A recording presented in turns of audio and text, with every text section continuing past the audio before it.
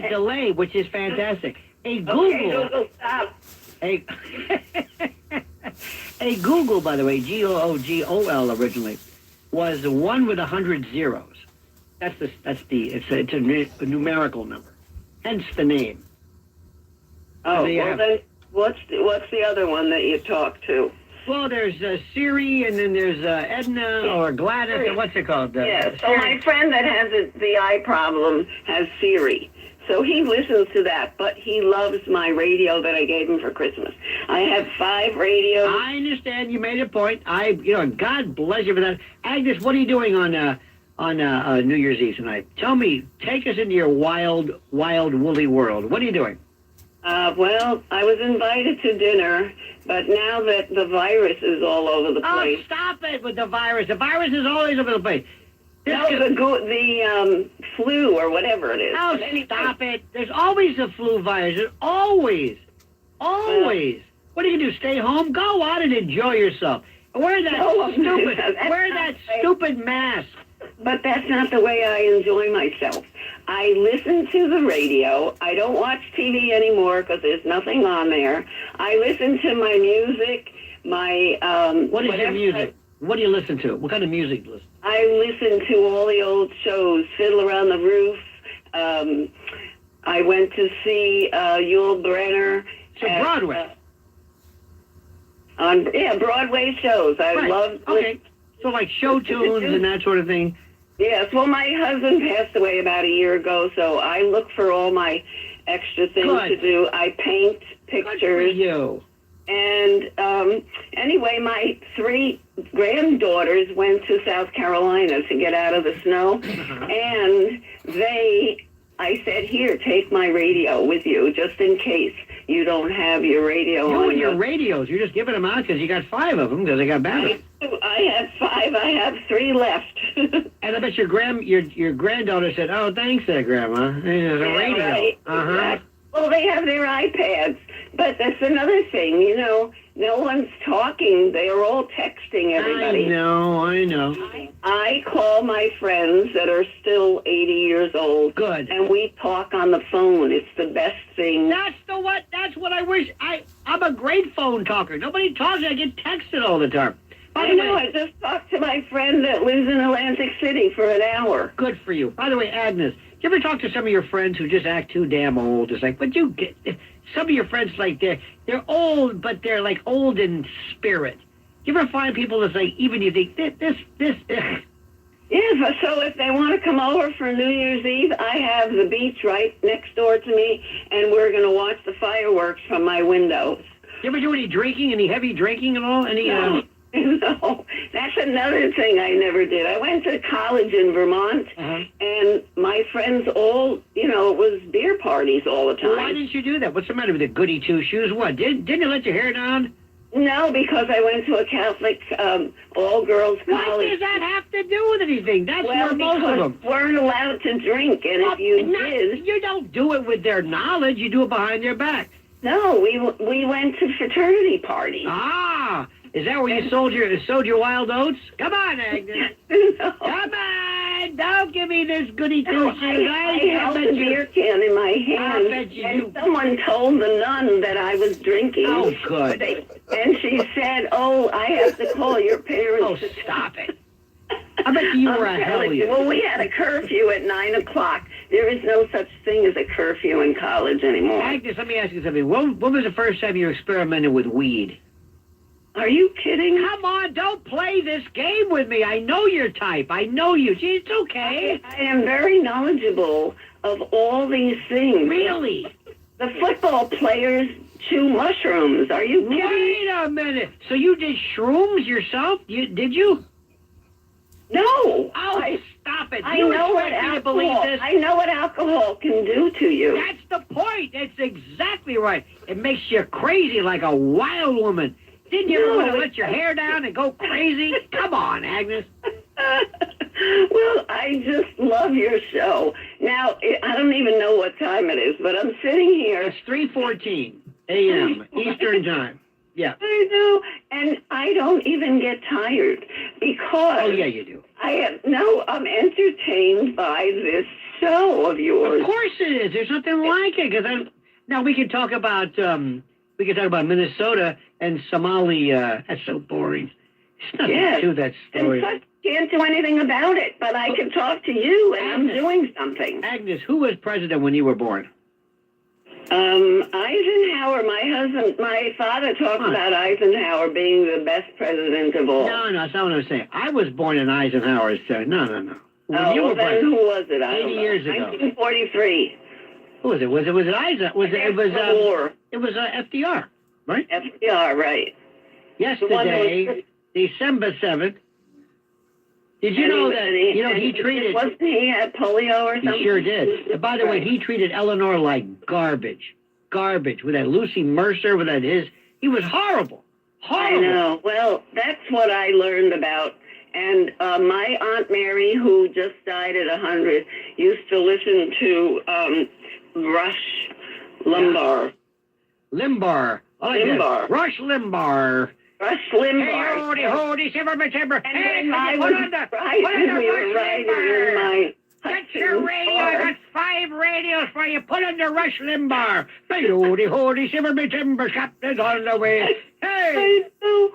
All right, Agnes. But it's so interesting and it's so important. So what is it? I could go to CBS or Radio Shack or whatever. There's no more Radio Shack. Would you please get with the program? Listen, Agnes, you are a devil woman. You are wild. And I love you, and I want you to have a great New Year's Eve. Go on and live it up and stop worrying about this. No, I'm not going to. I'll let you know what I do. Oh, come on. You ever do it? You ever hook up and do they have like anything like Tinder or for old folks? Where you meet somebody, get some strange. Come on, tell me. I had one husband that was wonderful. I don't. Another one. Let me tell you something. If you think I'm buying this goody two shoes bit, you're out of your mind. I know your type. You're a double woman. That's what all my friends say. Aha! But I am really. I can't remember doing anything against the rules except stop that it. beer can. You know what you should do? The next time you see your granddaughters, you can say, let me just tell you something. Take it from Grandma Agnes. You better watch those shrooms, okay? Trust me, all right? Trust me. And make sure you know the poisonous from the non-poisonous. And when we went to Florida from Bayonne, my father hooked us up with all the truckers, and we talked to the truckers on the way to Florida on the radio. You mean on CB radio? Yes. Okay, and we learned all about over and out. Wait a minute. Ray, you said your father hooked you up with a bunch of truckers. I'm thinking, what is he, pimping you out? What is this? No, but it was fun. It seemed like such a That's the way it starts. I know. Listen, Agnes, you take care, doll. You're a delight. You know that? You know what? You are so great. I know. I mean, really. It's true. I know people tell you that. No, they don't. No. I scare people. I'm telling you again. All right, Agnes, we love you. Happy New Year, dear heart. Bye. All righty. Don't give me this. I'll bet you she was a terror. I'll bet you she was a terror. She had to tell her granddaughters, now listen, watch the shrooms. What? When they look at it, you know how it is, Bill. They look at us and they go, this guy doesn't know anything. Oh, yeah? Oh, yeah? I don't even want to tell you. Speaking of out of her mind, Lucy in Virginia. Happy New Year, Lucy. Happy New Year to you all. Tell Agnes to call me. I'm 81. Well, there you go. I went to a Catholic nursing school. We hid the alcohol in the closet. I don't know why the nuns didn't. I don't know why the nuns didn't find it. What is a Catholic nursing school? What? It was in the hospital, DePaul Hospital. It's one of the what was it? Daughters of Charity. It was the Daughters of Charity. I guess. And we went to the Mental Institute up in and the bats were flying in the bell. Oh, it was all. It was. And did they let you out when you walked around? Did you say, "I'm going to go"? Excuse me. Are you? Yes. Did they ever look at you and they say, "Why don't you have a seat? Can we talk to you for a moment?" Yeah. Don't go right now, Lucy. I want to ask you some questions about your sense of reality. What kind of nursing did you do? Well, for 40 years I did labor and delivery. Oh, well, I'll bet you that was wonderful. Most of the time, yes, it was. Well, Most when of the was it time. not? When was it not? Well, when the baby wasn't alive. Or, Well, yeah, that'll ruin it. But I'm saying, I understand You know. that. But you were important. You were critical. You were the first thing this critter ever saw, basically, if it could see anything. I think that's got to be so gratifying. Oh, it was. I never dreaded going to work. But okay, I want to go back and say, and you're right. Night shift is 11 p.m. at night to 7 in the morning. Well, thank you for clearing that up. Oh yeah, that's just the way. Yeah, I agree with you. But tell Agnes to call me. I Okay, mean, gosh. Agnes, call Lucy. Hey, Lucy, Happy New Year to you, my dear. Happy New Year to you. Let me tell you something. I think giving birth, I'm serious, that has got to be something. That has just got to be something. And that poor baby goes from the warm amniotic womb to this lights and hey, and slap him on the butt and the warm course. It's got to be a better way to do it. It's got to be a better way to do it. This is Lionel with you on the other side of midnight. The Other Side of Midnight with Lionel. If you want real American beef, born, raised, and processed in the USA, then you want Freedom Farms. No imports, no fillers, just farm fresh beef from upstate New York, shipped nationwide. Stock your freezer with an entire cow or a half of a cow. Or grab just a box of premium steaks and burgers. Right now, new customers get $25 off with promo code MAGA. Go to wearefreedomfarms.com. Use code MAGA for $25 off. That's promo code MAGA. Freedom Farms, America's beef delivered. The Tunnel to Towers Foundation honors America's heroes. Heroes like Josh Bischoff. Josh began his firefighting career as a volunteer and ultimately became CAL FIRE's Assistant Chief of Tactical Air Operations until tragedy struck and he was killed in a helicopter collision while fighting a California wildfire. He leaves behind his wife Cheryl and their 2 children, Derek and Juliana. The Tunnel to Towers Foundation paid the Bischoff family's mortgage. Support heroes like Josh and their families. Donate $11 a month and amplify your impact by donating your car or land. Go to T2T.org. You talk, we listen. 77 WABC.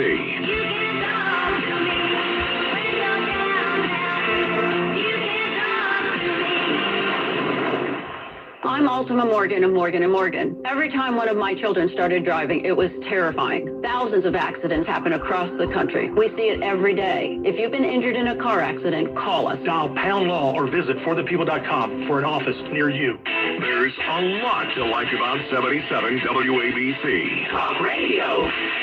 Like New York's #1 News Talk morning radio show. Sydney Friends in the morning, waking you up weekdays at 6. Like the best talk lineup in talk. Plus, 77 WABC news updates around the clock. Like on weekends, we dance to the music with Cousin Brucey. And so much more. 77 WABC.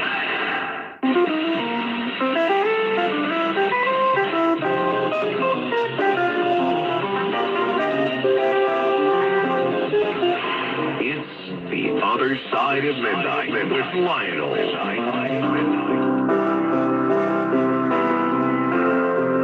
Here's a song you never want to play for a last call. Or maybe you would. Nobody ever screams this at a bar, like Rocky Top. Imagine there's no heaven. That's not too hard to imagine. All right, what else is there? It's easy to imagine there's no heaven. All right, I guess, maybe. No hell below us. No heaven, no hell, nothing, right? Nothing. Above us, only sky. Just sky. Nothing, just zero. Imagine all the people. Yeah.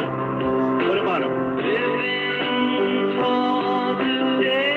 Living for today. All right, what does that even mean? Imagine there's no heaven, imagine no hell. Imagine there's people living for today. Okay. Thank you, John. Appreciate it. What does that mean? I don't know. People just say, oh, isn't that a great song? Do you ever listen to the words? What does he say? This is my favorite, Bill. People who need people are the luckiest people in the world. Who? What kind of nonsense? What? What? What? That's like Little John. What? Remember a love story? Love means never having to say you're sorry. What? Where did this come from?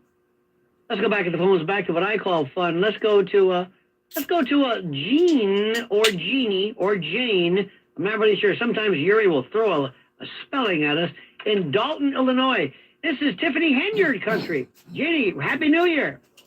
Well, thank you, and the same to you. Is it Jean or Jeannie? Thank you. It's Jean. Jean. Okay. Simple. How do you Yes, spell? Jean. How do you spell Jean? It's JEANNE. Oh, actually, okay, very good. No, sometimes that could be. Anyway, Tiffany Henyard is Dalton, Illinois. She was the pride and joy of Dalton, correct? Oh no, she wasn't. No, but I'm saying, and she was walked, terrible. But she walked away. They never arrested her for nothing. She was a crook, and she was illiterate. Sure was. She couldn't speak, and she was, No. and they never laid a hand on her. Why? I know. I can't figure it out. I've been here over 50 years here in Dalton. My husband was a railroad man, and this is a railroad town. Really? And what she did, it's a terrible, terrible thing. What is a But what did a railroad man do? I'd love to talk to your I'll husband. tell you, he worked nights. So 40 years he worked nights. So I was up cleaning. I was doing my housework. Well, what did he do for the railroad? He was a switchman, and then he was a foreman, and then he ended up in a big accident. Oh. And he, after that, well, it was all downhill. Anyway, we won't talk about it. He was a Korean veteran. It was sad. I met him when I was 16 on a double date. Whoa! And he went to Korea.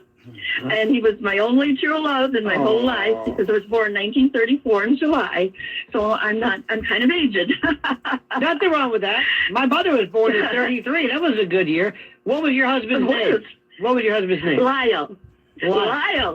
And this is why I have a little quip for you. L-Y-L-E. Right. Okay.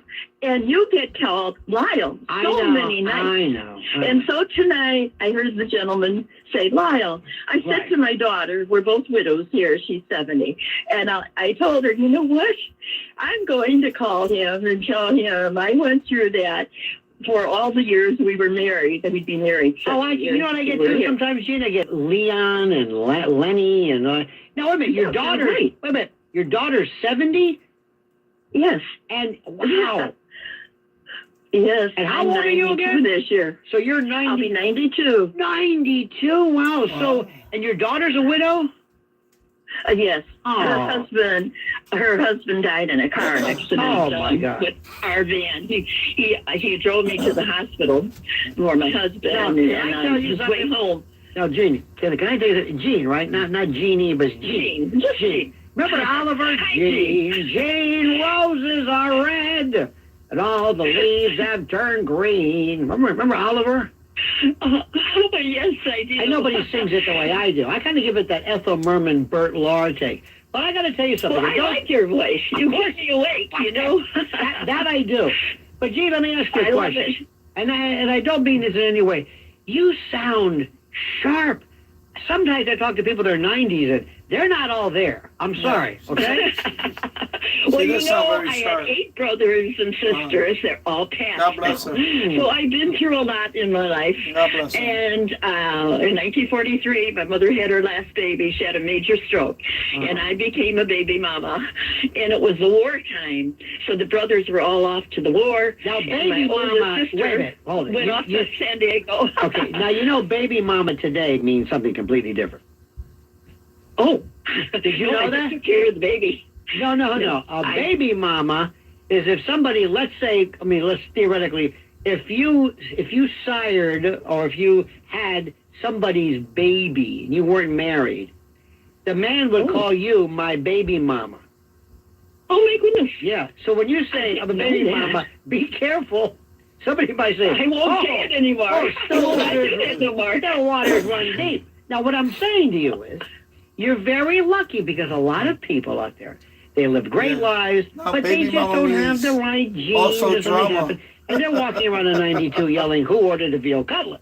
You're with it. You're right. You're I sharp. know one of my sisters had Alzheimer's, and it was sad, very sad. She was the only one, thank the Lord, but she and her husband both, and they died terrible deaths. And we won't go into that because it was a real sad thing. Oh, my God. And I know all the stages. I know all the stages of major strokes. My husband had a major stroke. Oh, my He had God. his fingers cut off in the railroad, and he had his toe cut off for open heart surgery. Oh, my. And he was diabetic. And he died Korean of, War. How old was he when he Right. died? How old was he? He had just turned 73. Oh, well, that, you know what? Let me tell you, and let me just also say something to the great, if they're alive or around today, the Korean War veterans, they were just forgotten. Very much. Absolutely forgotten. Why do you think that is? I don't know, but I hated President Truman. He called it a crisis. And what he did to the veterans, I never got veterans care for him because they lost all the papers in the, they had all the papers stored in Missouri, and they were burnt. So when I applied for veterans benefits, they said that to me. So like all his expensive medicine, and he could have gotten care, and thank God we had the railroad. Especially when he fired insurance, MacArthur. but That I was could really have never gone through all what I did. stupid of So we Truman. made it. We made it. I went through a lot of hurdles. You know, in we my could've life, won like I that. told you. Well, let me say a couple of There's things. many. Let me say a couple of things. First of all, it's We could've 30 past won the that hour. war, I gotta actually, say that for in no particular Korea. reason. Number two, I'm with you on Truman. By the I way- think Truman was the most overrated. He was Exactly, he was thank a, you. He was He a definitely was crook overrated. From Boss Oh, Pendergast, yes. from that machine, and he was absolutely. My father was a and he disabled wasn't supposed to veteran be in the Korea. vice president. And he 100% deliberately, disability. he dropped. His They eyesight. told him specifically, not only MacArthur, but Stimson, Truman Curtis was a- LeMay said, we don't need to drop the bomb. Truman was horrible. And he said, I want to, because I want to show the Russians. And he did that And twice. see what he did. Yeah. Now, by The the way way, he let me handled tell you Korea something was interesting. horrible. Did you know that the Korean War, think about this. MacArthur could In have World really War won it was 4 the Korean years, War. right, roughly. So there's But he 116,000 handcuffed Americans them. died. In Korean And he War, fired it them. was about 37,000. Oh, for those who don't know history, And the total Truman U.S. was deaths, overrated. including non-combat causes, That was is about true. 54,000. So about 54,000 in 3 years. It Right. was Vietnam on steroids. So Yep. about the same. About the same. This was theoretically 10 years. Korea was hello, Andy Cowley, absolutely and Happy crammed New Year into to it. you, It my was friend. I hope the you're doing well. worst, the most horrible. Yeah, It was the Lionel first time on that WABC. Lionel show. we didn't have victory. They never declared victory. It was No, they they never never did a did. ceasefire. WABC There app? was a ceasefire.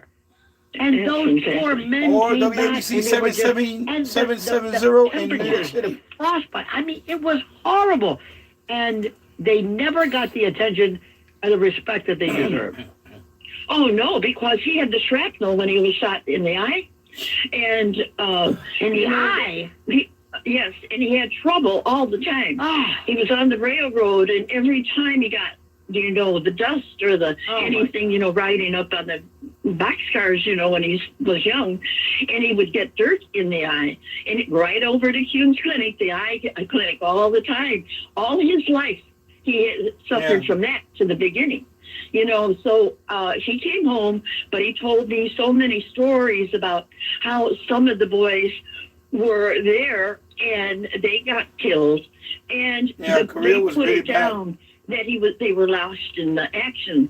So his one friend, Ace Bogdan, he told me, they put him down as missing in action where he Korea wasn't. was a They horrible left him war. there, oh, and many more like that. terrible. And that President I mean, Truman my- would my never father tell suffered any PTSD facts, to neither would their rest of his radios at life. the time. Let me tell He you never- something. And he If never it recovered wasn't from it. for General Marine General O.P. Smith and Matthew Ridgway, forget it. Alcoholic. It was a disaster. 100% And listen, I'll tell you, blindness. your husband deserves. He was a hero. What they I'm did telling to you, those young it's men, a very underrated. it was horrific. Those But you know what? veterans He did need. okay with you. They need to be put on a I'll tell pedestal you. Thank for you. Korea. Listen, Gene, all the best to you. What are you doing tonight for New Year's Eve? What are you doing? Tell me. I mean, think about it. North Koreans My daughter invaded and South I, Korea, and we pushed them back all the way up to the 38th I had parallel. my doctor appointment today, and I can't And we could've sign it because of annihilated bad weather them if here. we I wanted can't to. drive. But And Truman, So, but after I Because had of politics. a great grandson Because he was born afraid. to my 43-year-old granddaughter Well, on you December know, 9th. So Russia. we went through that, and I asked my heart doctor. I We had could surgery in have July. took over North and Korea. I said to the heart doctor, give me an okay so I can have But surgery. Truman because handcuffed doctor, MacArthur, no one of the greatest urogynecologists generals wanted to touch in me the history of Northwestern, this which is our country. big hospitals. I And then he finally fired got to him. the University of Illinois, and So, I yeah. found a urogynecologist I just love, and she's a researcher. Are you too. saying Horrible. neuro, or Euro? Euro? URO, like urology, Right. Exactly. or the monetary unit, the euro. But you know, a gynecologist could never have done this operation. And I had one a gynecologist at Northwestern. She injured me more. My God! So, yes, I was cut where I shouldn't have been cut in my pineal organs. Oh my! And then See, Bill, just like said you. to my daughter, you know what she said to my daughter? What? When she was pushing on me and putting the organ in that wasn't supposed to be done in the office, she said to my daughter, "That's okay." She said, "I should be doing this in the hospital, but she's a strong woman." And with that, By the way, fast forward my 2026. daughter found a new doctor. Good. At the University Korea, of we would Illinois, annihilate Thank them. God for her. She's beautiful. It would not even take a year. You know what I was Few trying months. to find? You know, but Their recently I was trying to campaign find. I will don't know if annihilate personal North life, Korea. but I was trying to They have find nothing now. a proctologist Compared and to a psychiatrist. 1950. And I was looking for a various Okay, version they're of nothing. it. They're still And I nothing had now. one doctor who said nuts and butts, queers and rears, and odds and ends. So anyway, there you go. Listen, all the best to you. So you know. Oh, thank you. And you know the best to you. And he knows is it. your wife's name? The leader of North Korea knows Lynn, that we would Lynn. annihilate them in 2 Lynn. seconds. Okay, you know I never did get it. Well, so Lynn's But Warriors. Thank you and Lynn. Jane, all the And, best, my you friend. stay as nice as you are because Absolutely. you give life to all of us. Yes. And good health. Thank you. Very good health. You have your health. You have everything. It's part of it. That's part of it. Listen, Gene, thank you so much. You know, it's better to be rich and healthy than sick and poor. My mother said that. She would say these things. Oh my God. And I'd say, and I said, you do know what you said? She says, exactly. She made these Exactly, yeah. profound things. One time it was it Thanksgiving or something? I forget what. And she was rushing around and she felt this need to say something profound. And she was rushing. She wasn't really paying attention. She said, you know, food tastes better after you've eaten it. I said, you know, there's a lot of wisdom in that. I thought my nuts and butts and odds and ends joke, I thought that was funny. I remember that as a kid. I'm telling people, like I'm 5 years old, telling adults that joke, and they're saying, do you know what you're saying? I said, yep. Man, that was the best. Anyway, let's go back to the phones, back to what I call fun. Hey, I want to tell you one quick story. I want to just go this quick. John, I ordered your book. Good morning. John Bolger from Hell's Kitchen. His book, The Elena Verdugo Story, My Life as a Woman. No, but I ordered it, and I can't wait to get it. John Michael Bolger, please. Well, whatever it is. Whatever name you go by this week. There's two of us. There's another actor named John Bolger. We always get confused. And you're no kin to Ray Bolger, but you are sort of. Yes, absolutely. But I wanted to let you know, I ordered the book. It's on its way. I had to get like a second hand of, I can't find them, and I had to go to Tibet. It's weird. That's all right. Now, that's not the reason I called. Hey, did you get the book? No, I'm telling you this, that I was so inspired. Well, thank you, by your story of how you manhandled Johnny Carson and Shelley Winters. Thank you, Ryan. Well, what are you doing tonight in the kitchen? What's going on, my friend? I got to tell you something. The alchemy, the magic. First off, the callers tonight it's like the night of the old guard, but the young guard. Yes. Some of your callers tonight are just unbelievable. And I'm an old school guy. I put the transistor radio under the pillow. I go into a pericoma. I come out of a pericoma. And I woke up. I was thinking about my mother and father tonight. My mother's name is Agnes. Yep, I know that. And I was thinking about my father because he was in Korea. And all of a sudden you're talking about Korea. Yep. He was on the PT boats in Korea. And I was, just reminiscing. There's a great Irish word called plusing. Do you know what plusing means? Yes, that's near the frenulum, is it not? And it's near the cerebellum. No, my mother would say no plusing, please. So what is plusing? Whinging. Oh, yeah, whinging, yes. Plusing, stop that whinging. Stop that whinging, Okay, all right, I'm going to stop that whinging. And when a Navajo whinges, it's called an Injun whinging, which is a terrible reference. This is a horrible thing. Anyway, listen, Johnny, my best to you, my friends. I've got to go. The best to you and your wife. Thank Happy you. New Year. The best. Thank you so much, my friend. It's Wild Man. They call him the Scourge of the Pampas. You know him, you love him. From parts unknown, weight unknown. Cliff in Sacramento. Cliff, you're on the other side of midnight. And Happy New Year's Eve to you, sir. Yes, Lionel. Yes, sir. Sir, thank you for taking my call. Yes, sir. I have been listening to talk show radio since 1957. You must be tired.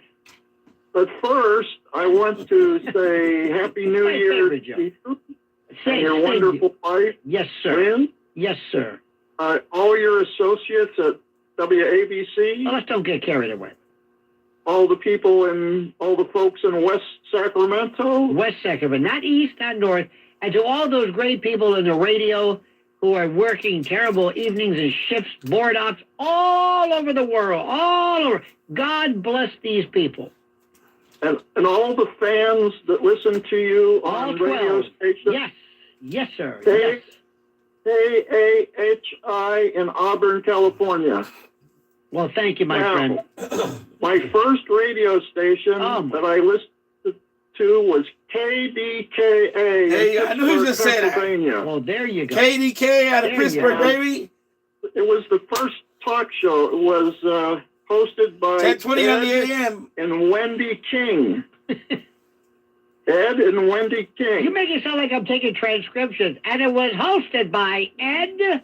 I guessed it too. Wendy KDKA, King. baby. All right. Yeah. Now, aside from that, listen, Cliff, not that this isn't riveting. Don't get me wrong, please. But what are you doing? What are you, Ed, work with, Cliff, what are you doing tonight to celebrate New Year's Eve? I'm going to talk about you. What are you doing? Tonight, I'm going to be drinking eggnog. That's it? And listening to the radio. Anything in the eggnog? Anything in the eggnog?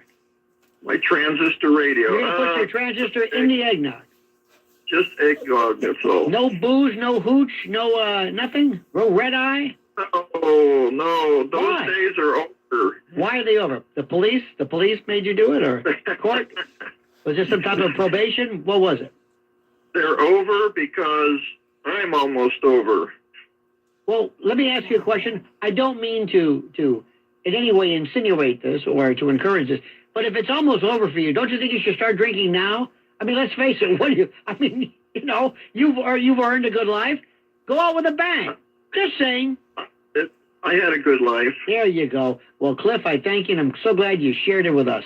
Thank you so much, my friends. Let's go to Ellen in New Jersey. Ellen, you're on the other side of midnight with Lionel. Lionel, I want to wish you and your wonderful warrior wife, Lynn, a very happy and healthy New Year. And the same to you, Missy. Thank you, sir. Individually, you are each a terrific asset to WABC Radio. Absolutely. Together, you guys are just fantastic. You complement each other so beautifully. Thank you. What are you doing tonight, Ellen? Take me to where you are. Talking to you. And you reminded me of a song that I hadn't heard in a long time called Late Night Radio. Are you familiar with it? No, I'm not. I don't remember who wrote it. I know it from John Denver. It's on his album, I think, Wind Songs. And just a fun bit of trivia, today is John Denver's birthday. Wow! It perfectly chronicles what late night radio stations and programs meant to individuals who work the overnight shift. Well, it's interesting. There's a song, Late Night Radio by Big Gigantic, Late Night Radio by David Gray, Late Night Radio, I think some others. You say John Denver did that? John Denver did it. It's on his album Wind Song, WINDSONG.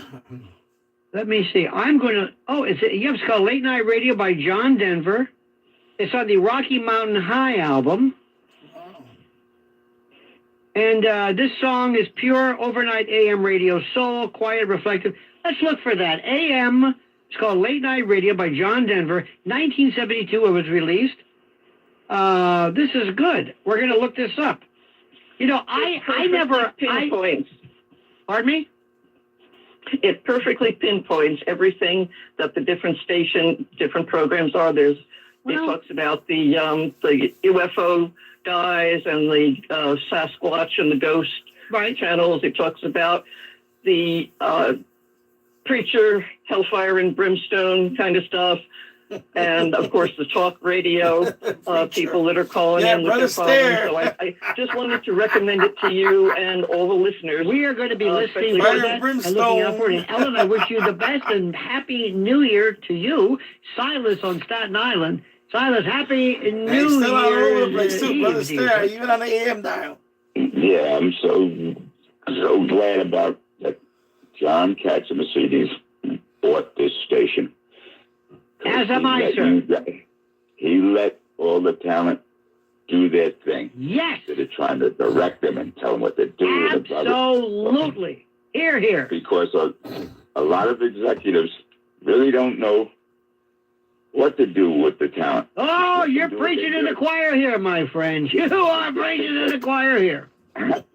I've heard about, like, I'm more into music, and I love the way you people, come and have music on your shows, but executives who turned down Van Halen, who turned down Boston, it's like, you guys don't know what you're doing. Just let the talent do what they do. Well, it's funny you say that, because when I interviewed one time Dick Clark, the first thing I said to Dick Clark, which he did not care for, he said, I said, you rejected the Beatles. And you could tell there was a pause, and he said, well, yeah. Not exactly the greatest moment. Let me tell you something. Late night is fun, and if you want to do UFOs and Sasquatch, all that stuff, if it's truly what you're about, do it. But if it's not, don't do it. That's all. And I'm Sasquatch. I'm one of the only people who says, there must be at least something somewhere regarding that, because I would think that if something was just, like unicorns, you don't really run into people with unicorns, but you run into a flat earther, you run into somebody who believes in Yetis, Sasquatch, whatever, so it's a different story. Let's go to, wait a minute, later. Is this my good friend Barry? Barry, this is he, the voice, the mensch. Is this Mr. Glick? Hello, Lionel. Oh, my God. How are you, my friend? I'm doing so much better, and I'm so grateful to you, especially, my friend. About 5 months ago, I had quadruple bypass surgery.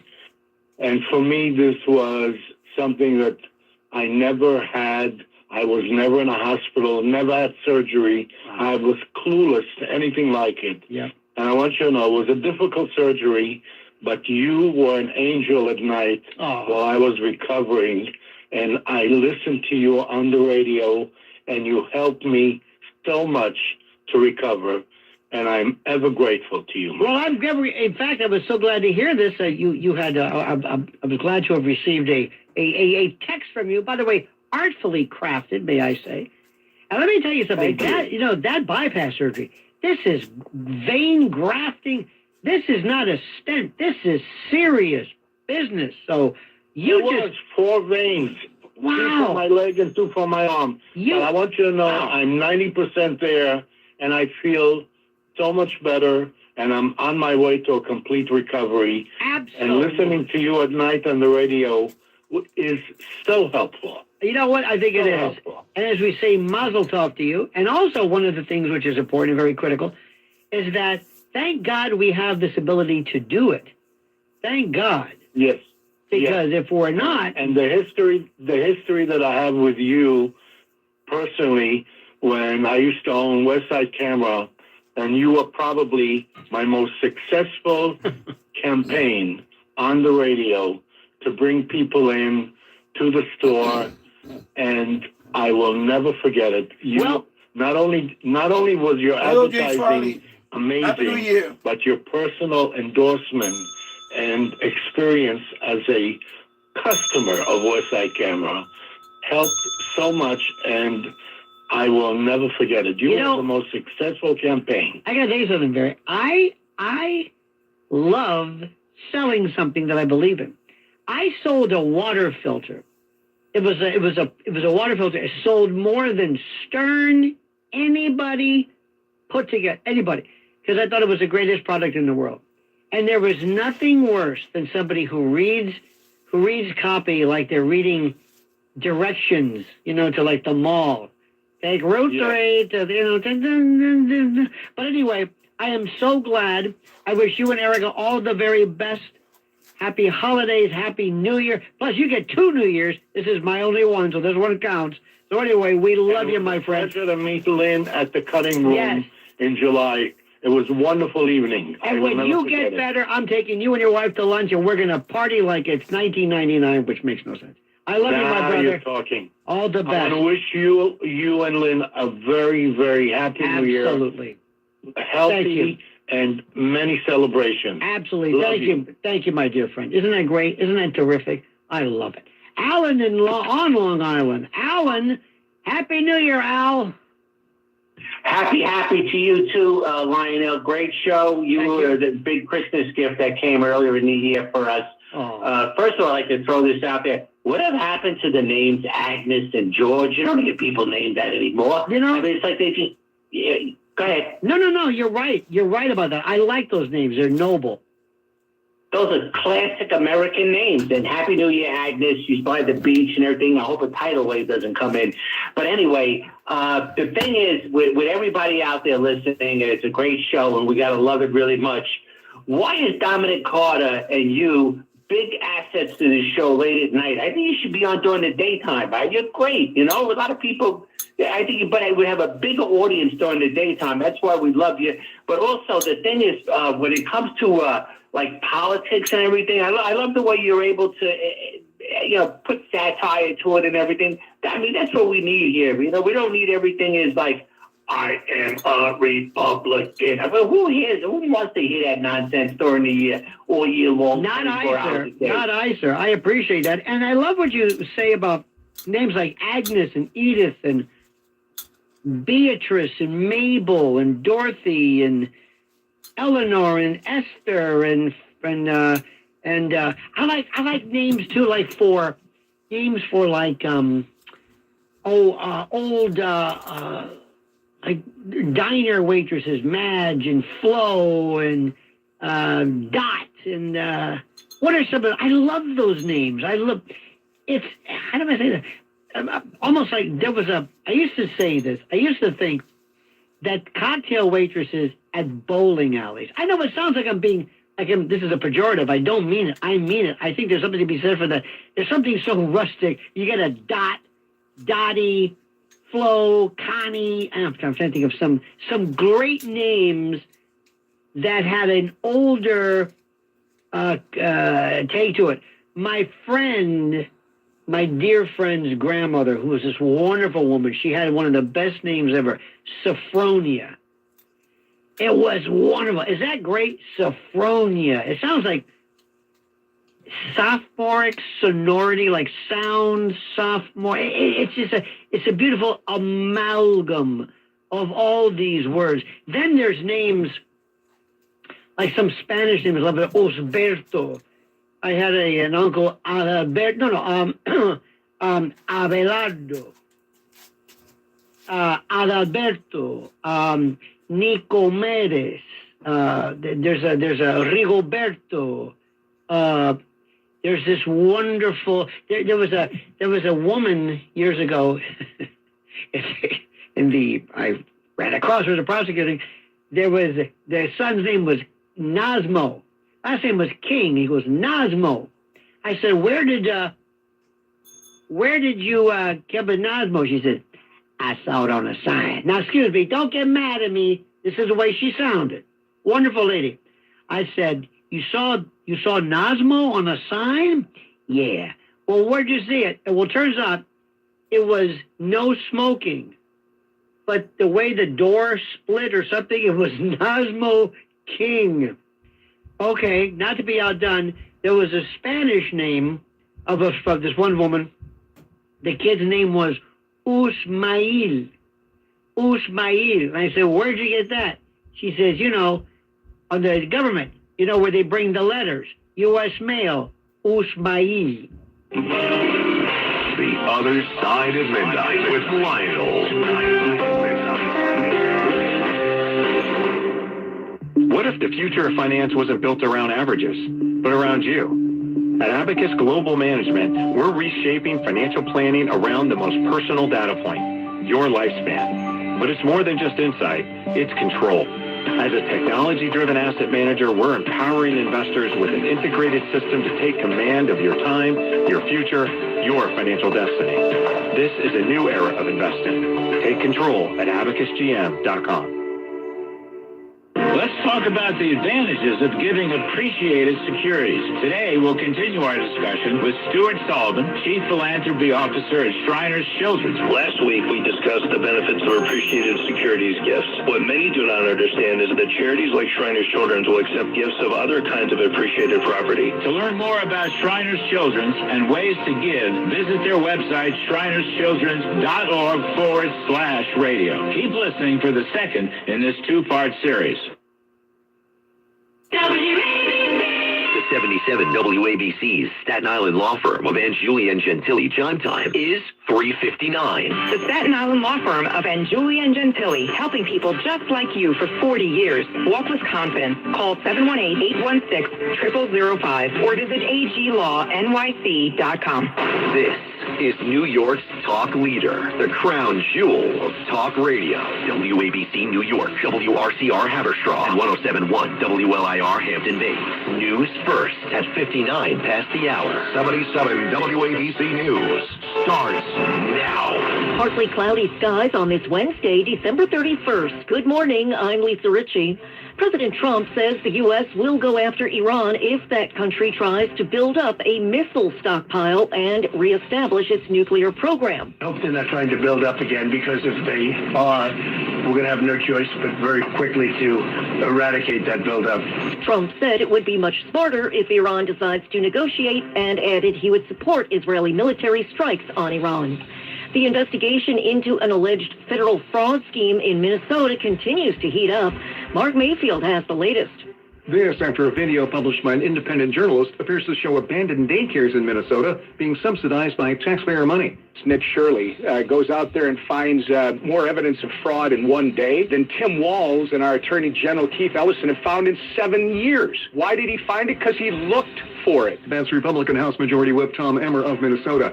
FBI Director Kash Patel says the Bureau is aware of the videos and has already surged investigators to the state. Democrat Governor Tim Walz's office says he's taken many steps to address the problem and supports criminal prosecutions. Walz also says President Trump is targeting the state's Somali community with the investigation. I'm Mark Mayfield. More musicians are canceling their upcoming shows at the Kennedy Center after its board voted to rename the performing arts venue to include President Trump's name. Jim Roop has the story. The jazz band The Cookers, scheduled to perform Wednesday night, hinted at politics as being part of the reason they're canceling. Singer Christy Lee announced on Instagram she's canceling, saying that losing her integrity would cost her more than any paycheck. The Kennedy Center's board voted to add Trump's name earlier this month, with it being added to the building the following day. Several shows and performers have canceled at the center since the name change, including the musical Hamilton and Issa Rae. I'm Jim Roop. You may not have noticed, but Governor Hochul is touting historic improvements to New York's roads and bridges this year. Hochul says more than 4,000 lane miles of state and local highways have been overhauled. 1.3 million potholes have been filled, and nearly 3,700 bridges have been replaced or rehabilitated. I don't know yet. I actually don't know yet. Take stock. Joe Connolly tells us how to make financial New Year's resolutions stick. Financial coach Marie Elaine Tomes tells the Associated Press, first, don't say you're making resolutions. Tell yourself you're making plans that can be tweaked as you go along. And social media can be a bad influence on shopping decisions for items it won't John Katzmatidis. You may own a lot of companies, but my favorite, WABC Radio. We have been certified by Nielsen to be the #1 talk station in the country. Advertising? If you advertise with WABC, you will be a winner too.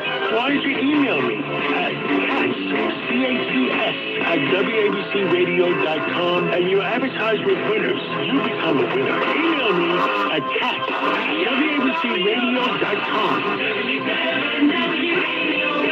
77 WABC's Staten Island law firm of Julie and Gentili Johnson is 422. For 4 years, the Staten Island law firm of Julie and Gentili has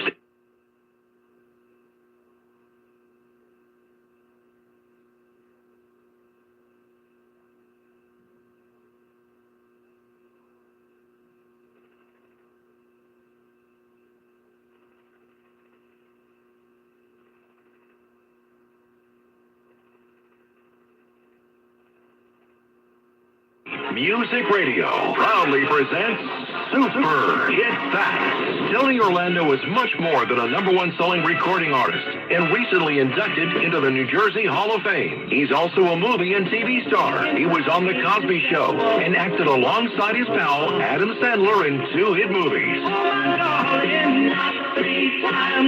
Listen to Saturday Nights with Tony Orlando every Saturday night at 10. Every weekend, newsmakers are on 77 WABC. The Cats Roundtable. John Katzmatidis with Bruce Blakeman on his vision for New York governor. I want to make sure that we can bring down the cost of government. With Governor Kathy Hochul on safety and affordability for New Yorkers. We're here to continue focusing on what matters most to New Yorkers. The left versus the right. Governor David Patterson and James Flippin talk about the tragic murder of Rob Reiner and his wife. This was a mass murder. With Gary U.S. Bonds on how he got his name. I agree to name with that, but I don't know how that came about in his mind, but it seemed to work. Anthony Cumia on Zoran Mamdani appointing a lesbian FDNY fire chief. So I'll pick someone that has never been a fireman. Again, exactly what you would expect Zoran Mamdani to do. Listen to these minicasts and more. Download the 77 WABC minicast. Everything you need to know in 10 minutes or less.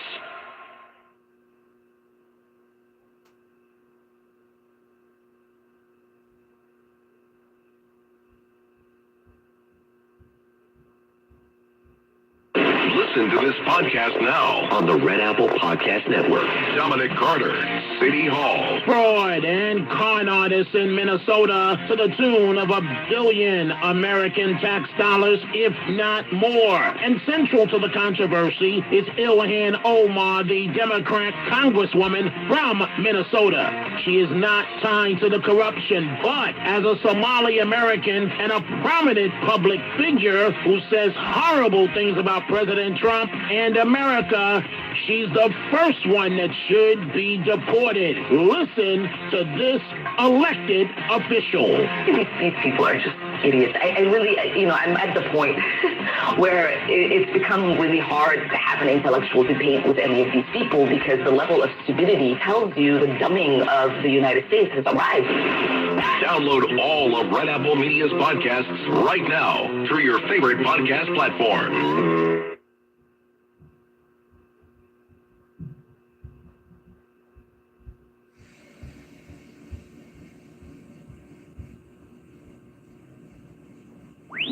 Dominic Carter. No mayor is going to call in the National Guard because it is the kiss of death. It is the third rail of modern day politics.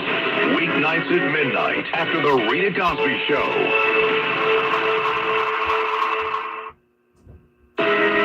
This is 77 WABC Newsroom Extra. Singer-songwriter Barry Manilow is confronting a health challenge. Chloe Milhoff has more. The voice behind some of the most enduring songs in American music, announcing he has lung cancer. He says an MRI ordered after weeks of bronchitis discovered a cancerous spot on his left lung. The doctors plan to surgically remove. The surgery will force Manilow to postpone. Let me lower that down. Yeah, sad about Barry Manilow. I know, sad. In an interview last year, Manilow said he's thrilled that his fans. Well, here's the thing. Let me go down the chat. I would like to do it tonight, but I need some PayPal donations. I really need one donation of at least $30. Only because that will cover the booze. Otherwise, it's going to be a dry New Year. And I really don't want that. I really want to go out with a bang.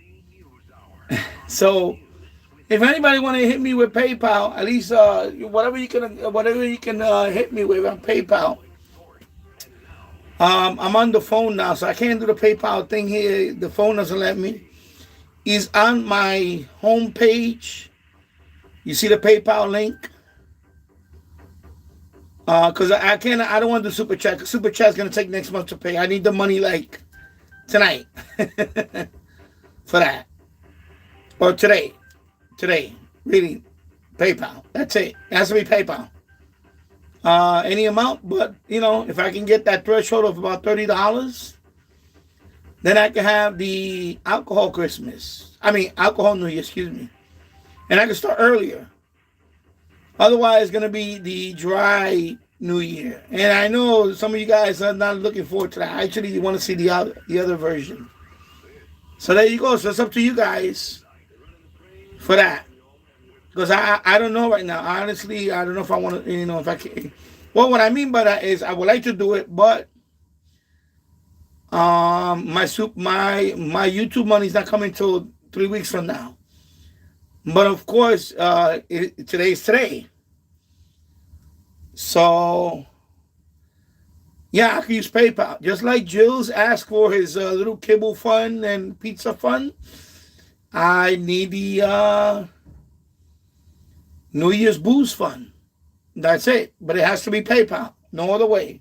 Otherwise, it's just not going to work. And there you go. So, go to my homepage. My PayPal link is there. And we'll see. And hello, RT08. Hope you're doing well. Happy New Year. So there you go. And hello, Sky Nels 3744. Happy New Year to you. So that's my answer in terms of the New Year celebration tonight. I would like to do it, but I need some PayPal. PayPal. Because I'm going to need those funds now. I don't want to go into my... I don't want to go into why. It's too personal between me and the missus, but I'm just going to put it that way. So if you want to see it happen, you got to hit the PayPal. That's it. Thank you. By the way, please, no drinking and driving tonight. No, this is going to be my last hurrah anyway. I'm telling you, don't drink and drive. You might hit a bump, spill your drink, and the whole thing is over with. Please. Want to make it happen? Make it happen. Let's go. For doing this. My friends, we are having some kind of fun tonight. There you go. Fix the bell. I cannot tell you what a delight it is. What a delight it is to be a part of this thing. And how great that song was from John Denver that we played. We're going to put that into the rotation. A wonderful song about, quote, late night or overnight radio. And I think that's the beautiful part about this. And it's not about UFOs and Sasquatch. That can be a part of it. But it's a different story. And there's a different sensibility. And there's a sense, it's like almost like, we'll let you get away with more. But the best part is, the secret is the stuff that we get away with that is more is actually better radio. Because and right now it's 2026 somewhere in Christmas Island. So it's already started. I was telling James Flippin before, I said, I bet you've heard every 2-bit corny story in the world. He goes, yep. He says, well, one more is not going to kill you. International Dateline is already starting. So. Billy, by the way, Bill, you probably got more road work done today than in your back. New Zealand will be next soon. And Yuri, nobody gets out of the way better than he does, doesn't he? He just gets out of the way and says, right this way, over there. Lights are going on. It's over there. Get out of the way. Thank you. He'll move a chair. That's the kind of guy, because that's the kind of guy I want. And you never hear enough about these people. You never hear about the people behind the scenes. Couple hours, and then I'm going to sleep. Go through all this stuff. But in any event. And then when I wake up, hopefully there'll be some paper already, and then we'll see about glorious New Year's Eve. Later on. Kathy's in New York City. Kathy, what are you doing, young lady? From the other room. Listening to you, of course. I mean, I do have the New Year's hat and now this the guy that glasses. A while ago I do have all that mentioned, stuff. Talk show. When I'm gonna have some booze, King and Katie K in Pittsburgh. it's up to you As a guys. kid, I used to listen to that too. Well, there you go. And the transistor radio was like one of my favorite Christmas presents. It'll be my last time too. In a long time, if not ever. So it was like a connection with the world. Depends how much you want me to entertain. Yeah, and I just wanted to say that. Also, when my mother was unfortunately dying of pancreatic cancer, we brought her home. This was a long time ago. Anyway, I would be on the cot next to her bed, but she would moan in pain, and I had my transistor radio. I had the earplug in because I couldn't don't want to hear this bear right to now. hear her. Yeah. moon. I'm not crazy, but I still have a transistor radio. That's what kills Steve Jobs. Yeah, I love radio. Yeah, listen, I do too, and I am so glad. I wish you nothing but the best. Remember this, my friends. Write this down, radio.garden. Radio.garden. This is, you can hear radio all over the world. It's just, there's a big globe, and you can see the spinning and the moving of the... It's Radio Garden. That's a great Radio.garden for you and yours. Yeah, that's pretty cool. I visit that website. Other side of Midnight with Lionel. Happy New Year. Yes, Happy New Year. I'm very happy that you broke ranks and decided to leave me to talk on your show. I don't know. It's pretty cool. You can spin the globe and let's go to Kathy in Georgia. Kathy, whatever stations are streaming around the world. Hi, Lionel. This is Kathy. Of course, they're all streams, you know. I wanted to. I also wanted to say to Agnes, I have a transistor radio also, but I lost it in my travels from Michigan to Georgia, back and forth all the time. Now, let me ask a stupid question. Can you even get a transistor radio? Can you even get one? I bet not. Do they even remember the old one that had a little dial that had the serrated parts and you can move it and a little antenna now the DSP. That was wonderful. Like the little Sony Mine didn't have that type of dial. Mine was on the side. That was inside. Bless your heart. But I wanted to mention about my trip or to something Detroit like to this. New York. I had this was in, well, I'm 66 now, so this was in the early 80s. My cousin was wealthy, and she was a vice president of commodities in New York. And my mother, who I grew up Sicilian, and her sister, so my aunt, we went, my cousin took us to New York to visit her. She lived there. And she lived in the same apartment as Tony Bennett.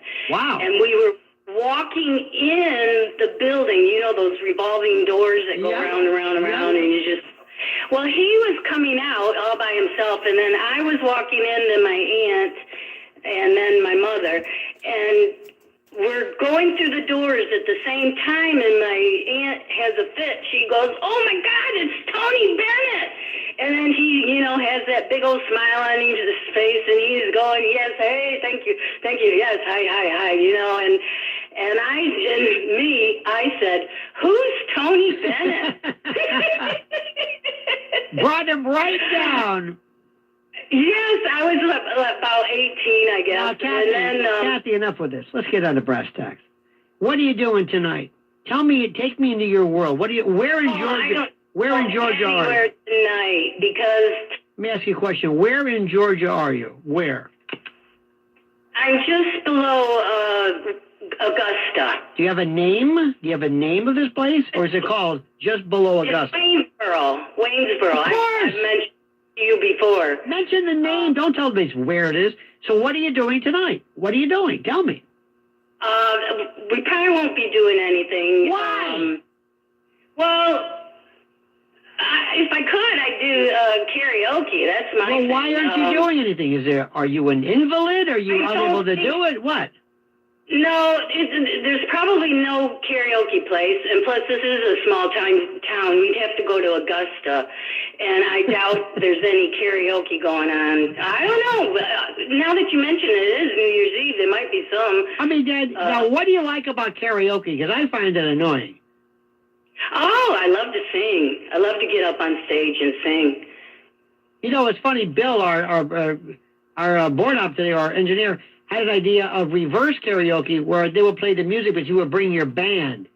And that didn't work. But it sounded good, at least in theory. What is your favorite, now, is there a lot of drinking involved when you do karaoke? Drinking? Yes. There used to be, not anymore. I quit drinking about 4 years ago or so. Did the courts make you stop, the police? No, my gut did. That's a good, literally your intestines or your sense of internal life. That's enough. Kathy's had enough. Yeah, it's that, yeah, she's had enough. I could feel it. And then I wanted to mention one other thing. Wait, it's funny, a lot of people will say this. As you get older, some kids, because I think you're like a year younger than me, as you get older, some of the stuff that you could do as a younger person that you could tolerate, you don't do it. It doesn't, I don't say this. It's not the same. It's not, that's enough. That's enough. That is true. It is true. Yeah. But I wanted to mention one other thing on my trip to New York. My mother and I, my mother Rose and my Aunt Marie were sitting on the boat to go to. Yes, I just went to the other computer and I pinned the link. So there you go. The PayPal link is pinned. So anybody want to donate for later on today? Because there is a shutdown. Because it has to be PayPal. I cannot do a Google thing right now because it has to be instant. It's for today. So there you go. Because of the shutdown. But I gotta say that, Kathy, you are a delight. And I want you to have a great New Year's Eve tonight, okay? But take it easy. Just take it easy. Oh, I will. And you and your wife also, Lynn. And this may be my last New Year's Eve, too. Wonderful people. That is just true. Wonderful. That's absolutely, you are so correct regarding that. That's absolutely correct. Marie in Flanders, the wild woman from Flanders. You're on the other side of midnight with Lionel. Happy New Year. You too, Lionel. Lionel, I have a phenomenal idea for Lynn's Warriors. Okay. You can do a big fundraiser at the Big Duck Town. It could be in the spring. You have musicians. Now, for those people who don't know, what is the Big Duck in Flanders? Please help us. All right, real quick, because everybody can look it up. It's a big duck. 20 feet high. You walk in it, it's a store. But years and years ago, they actually sold ducks out of it.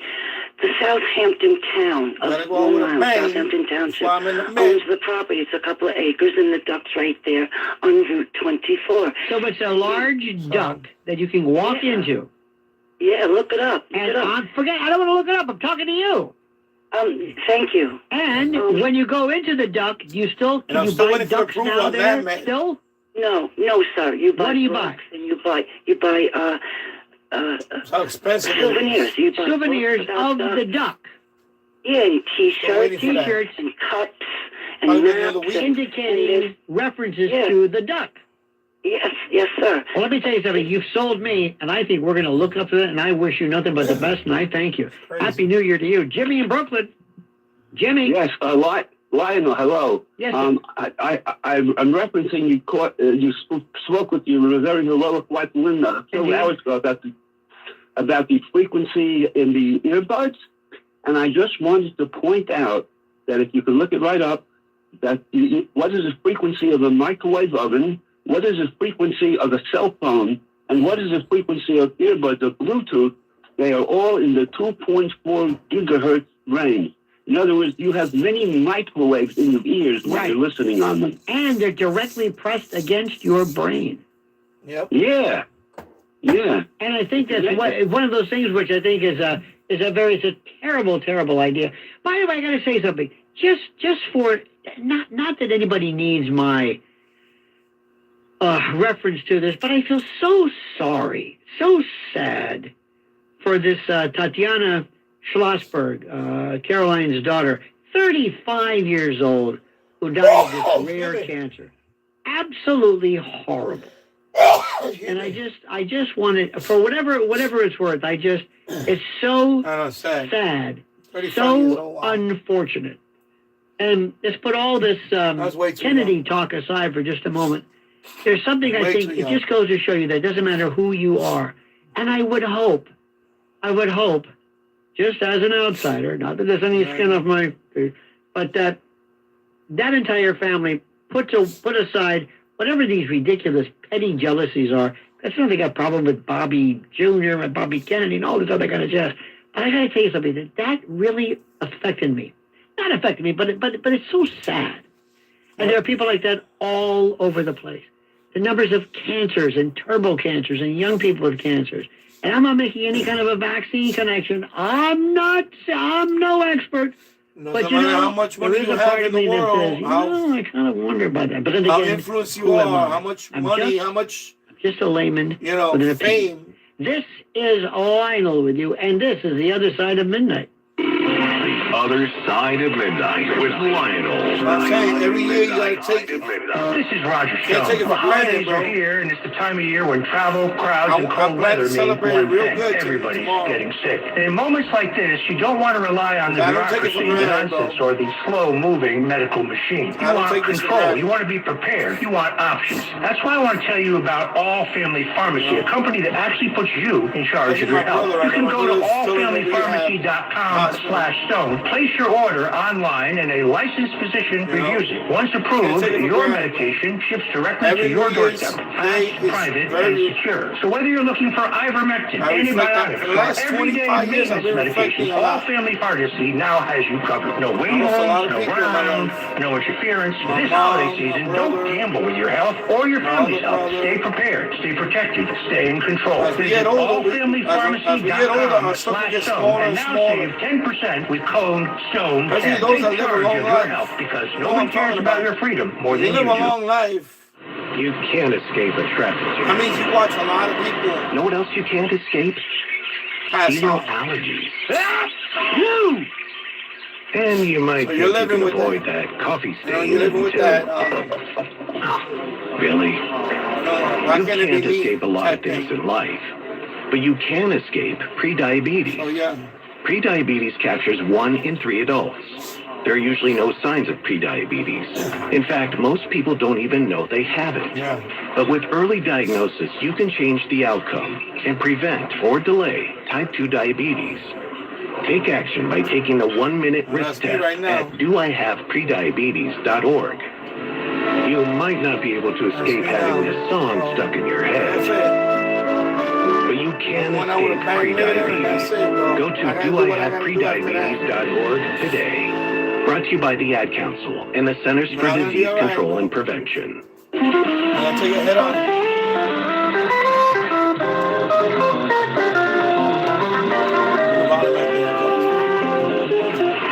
It's The Other Side of Midnight with Lionel.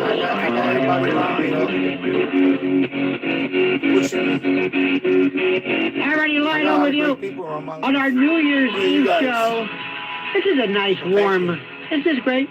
This would be a good song to hear right before surgery. Very nice. You know what I do sometimes? I like the pot slides. Very interesting. Very interesting volume transition. Sometimes when I'm feeling not blue, but when I just want to have mindless entertainment, I like bloopers on YouTube, news bloopers, and things that sometimes are funny, sometimes they're not. But I like little local news stories, and the person read, the people in Arlington County, wherever this was, were, quote, effed up over something. And the prompter read, fed up. So he said, F-E-D. Okay, you got that one. Alrighty. Don't you love my stories? I know you do. Hey, look who it is. Here's a wild man with, you ready for this? His favorite transistor radio story. Now, let me tell you something. This is great for the kids, fine for dad or grad. And yes, Mom, it makes julienne fries. There is nothing better, nothing more rousing, nothing more spirited, nothing more controversial. I mean, wild. This is ribaldry, plain and simple, and a good transistor radio story. You know what I mean? A real wild one about maybe a transistor radio you once owned and how it was your favorite and how you missed that transistor radio and how you gave it a name like Buddy or Carl. Oh, to many people, they might say, what's the big deal about that? But you're missing the point. There's a hidden beauty in this. Like Pete in Staten Island. Pete's got a transistor radio story, and this one will wow you. Happy New Year, Pete. Happy New Year, Lionel. Well, yeah, I got a place out here where I could buy them. They're $9, $10. Unbelievable. Ladies and gentlemen, of course, they're off of a truck from a guy named Ace wearing a beret, which is a different story. How did you know? No, it's a store. It's got everything. It's like a kick back to the 70s and the 80s. Not the 1970s, but the 70s. Hey, Pete, what are you doing tonight? What are you doing? Take us into your world. I found a place that's going to have a party, and I don't emphasize it on alcohol because I don't really like alcohol anymore. And it doesn't like you. That's right. At least according to the court documents. Yeah. You're right about that. By the way, I love your laugh. You know, that laugh is something you hear before somebody plunges a knife in your shoulders. I like that. Hey, listen, Pete, I wish you and your wife nothing but the best. Wasn't that a great story? This is fantastic. How about you? Tell us your favorite transistor radio story, just to really set the. I mean, really, you know what I mean? I can't hear enough of them. Stu in Brooklyn. Stu, you're on the other side of midnight with Lionel. Lionel, I'm shocked that you haven't said a word about the Israeli recognition of Somaliland. You know why I haven't done that? Because the topic sucks. Yeah, I know. It blows undigested chunks of undigested bleh. Nobody wants to talk about that. Let's keep talking about transistor radios, Eve, man. And you want to talk about Somaliland. Yeah, Are you kidding? I want to hear about more transistor radio stories. Who in the name of God wants to talk about that at 4:27 in the morning? Exactly. Do you have a death wish? I know in your heart of hearts you thought, hey, this is a great call, but honest to God, I would rather thumbtack my pampiniform plexus to particle board My first transistor radio, I was hammer 9 years old. than listen to anybody even think of, much less enunciate Somaliland references. Right. I would rather lick a bar rag than do that, okay? Or drink AM radio only. Let's go to Only Michael in AM Manhattan radio on the other side of midnight with Lionel. 9-volt battery. Oh, God, you're more than a hoot, Lionel. Thank you, sir. And don't ever say that I don't give a hoot. In any event, I happen to have been in a medical library today here in New York. Wow, slow day. Now, what brought you there, sir?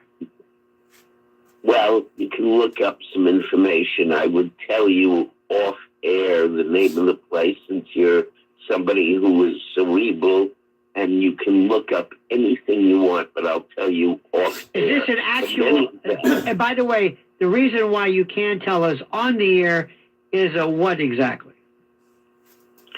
Because otherwise it would be flooded with people. Wait a minute. You're saying a medical library would be flooded? Well, there's no pun in there, I know. But here's the deal. The librarian didn't realize that that the Schlossberg woman had died. Evidently, she died from a very, very, very rare of some form of inverted lymphoma. And when she was in the hospital giving birth, they noted a high rate of white blood cells. And at that point, there was nothing that they could... and what was it that she had, based upon your research at the medical school or the medical library? No, it wasn't my research. The librarian happened to know. And what was it that the librarian told you? I said you probably couldn't hear me. It was an inverted... No. What was the name? What was the name of the cancer? She said it, but it's one of those things that's like monodiclado dihulu inverted. I got to tell you something. I admire your ability to grasp the specifics, your love of the technical at 30 past the hour. It's a very, very sad case. Tatiana Schlossberg was diagnosed with a rare, aggressive form of cancer. It was called acute myeloid leukemia. That's all. AML, a cancer of the blood and bone marrow. Her AML had a rare genetic mutation called inversion 3, which is found in a very small percentage of AML cases, about 1 to 2%. And is associated with a more aggressive treatment-resistant disease. The doctors first found the cancer shortly after she gave birth to her second child in May of 2024, when routine lab work showed extremely high white blood cells, as you said. She underwent intensive treatment, including chemotherapy, 2 bone marrow transplants, and clinical trials. And despite her strength and her family support, she passed away. Again, acute myeloid leukemia, absolutely tragic, and my heart goes out to anybody. Nobody should get that ever. But 35 years old, horrid. Larry in Pennsylvania, you're on the other side of midnight with Lionel. Lionel, Larry listening from Pennsylvania, about to go into work on New Year's Eve. What do you do, wanna say Larry? Thank you. What do you do, Larry? UPS. Oh, God bless you. God bless you. Now, do you drive a truck? No, I work inside. And what do you do inside? Take me into your world. What do you do in there? I stand on a pickoff platform about 50 feet in the air and sort freight. Do you like, what's the best part of the job? A pension with benefits. Beautiful. How long have you been doing it? 15 years. Beautiful. What's your time to bid farewell to UPS? How many more years do you have? John Gotti said that too, by the way. 15. I'm only 33. He said, I can be working for you, fucking UPS, and make more money than what I'm making now. What happened? John Gotti said it too. What do you folks think about Amazon and FedEx? And because UPS is, I mean, bless their heart. I like them. But that's a tough business. Was it John Gotti movie? He actually said that line. Well, I think we have the best service. The cheapest is FedEx, but, we'll see. We're in over 130 countries, so. Well, yeah, FedEx is the worst. Especially, and I see them here in Manhattan. To be able to do that in the UPS truck is, I mean, yeoman's work. It's like battlefield. In any event, Mike, what are you doing tonight for a New Year's Eve? Be honest with me. What are you doing? I'm going to Uber. Good for you. Good. And you're going to get waxed, right? Gooned out of your mind.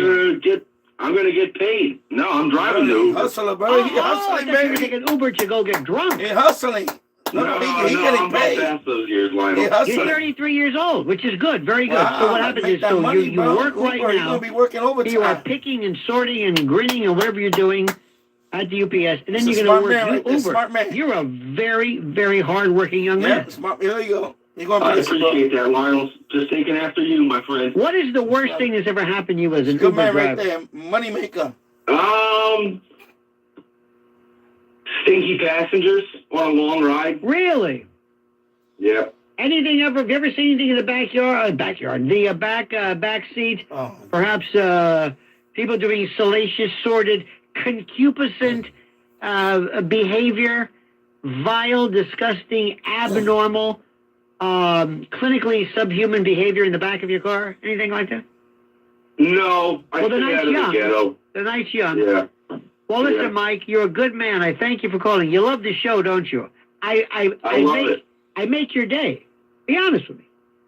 Make my morning. Make your morning. In fact, if it wasn't for me, you might say, you know what, it's not worth it. I might not even have a job. Yeah. Mike, I love you. Happy New Year to you, my friend. Mary in Connecticut. Mary, wait a minute. I hear, well, I'm not sure about this, but there's a special birthday today. Is that right, Mary? It's my birthday. Get out of here. And do we have any music? Don't worry about it. Let's just imagine singing happy birthday in the back of your mind. How old are you, Mary? You're so sweet. How old are you? I'm gonna be 62. You're a kid. You're a kid. Now, how are you going to? You're so sweet. How are you going to be celebrating your birthday? I'm going to work. Oh, listen to you. And what do you do, Mary? I'm a nurse practitioner. Oh, and versus a nurse. What's the difference between practitioner and nurse? What's the difference?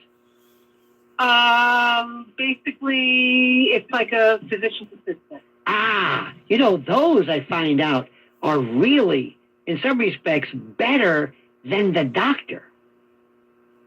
Sometimes. Because if you need certain things, they're quicker. They know. It's amazing how much they know. Yeah. And what's the best part of your job? I really feel like I'm helping people. I always tell everybody we're all here for each other, which I feel with my whole heart. And what is the type of practice that you do with? Psychiatry. Wait a minute. You're a nurse practitioner in psychiatry? Wow. Yes, sir. Oh, I love this. What is never mention names, what is the average typical patient that you deal with every day? People that are just struggling with their illness. I give them a lot of emotional support. What kind of illness do they have, usually? Depression?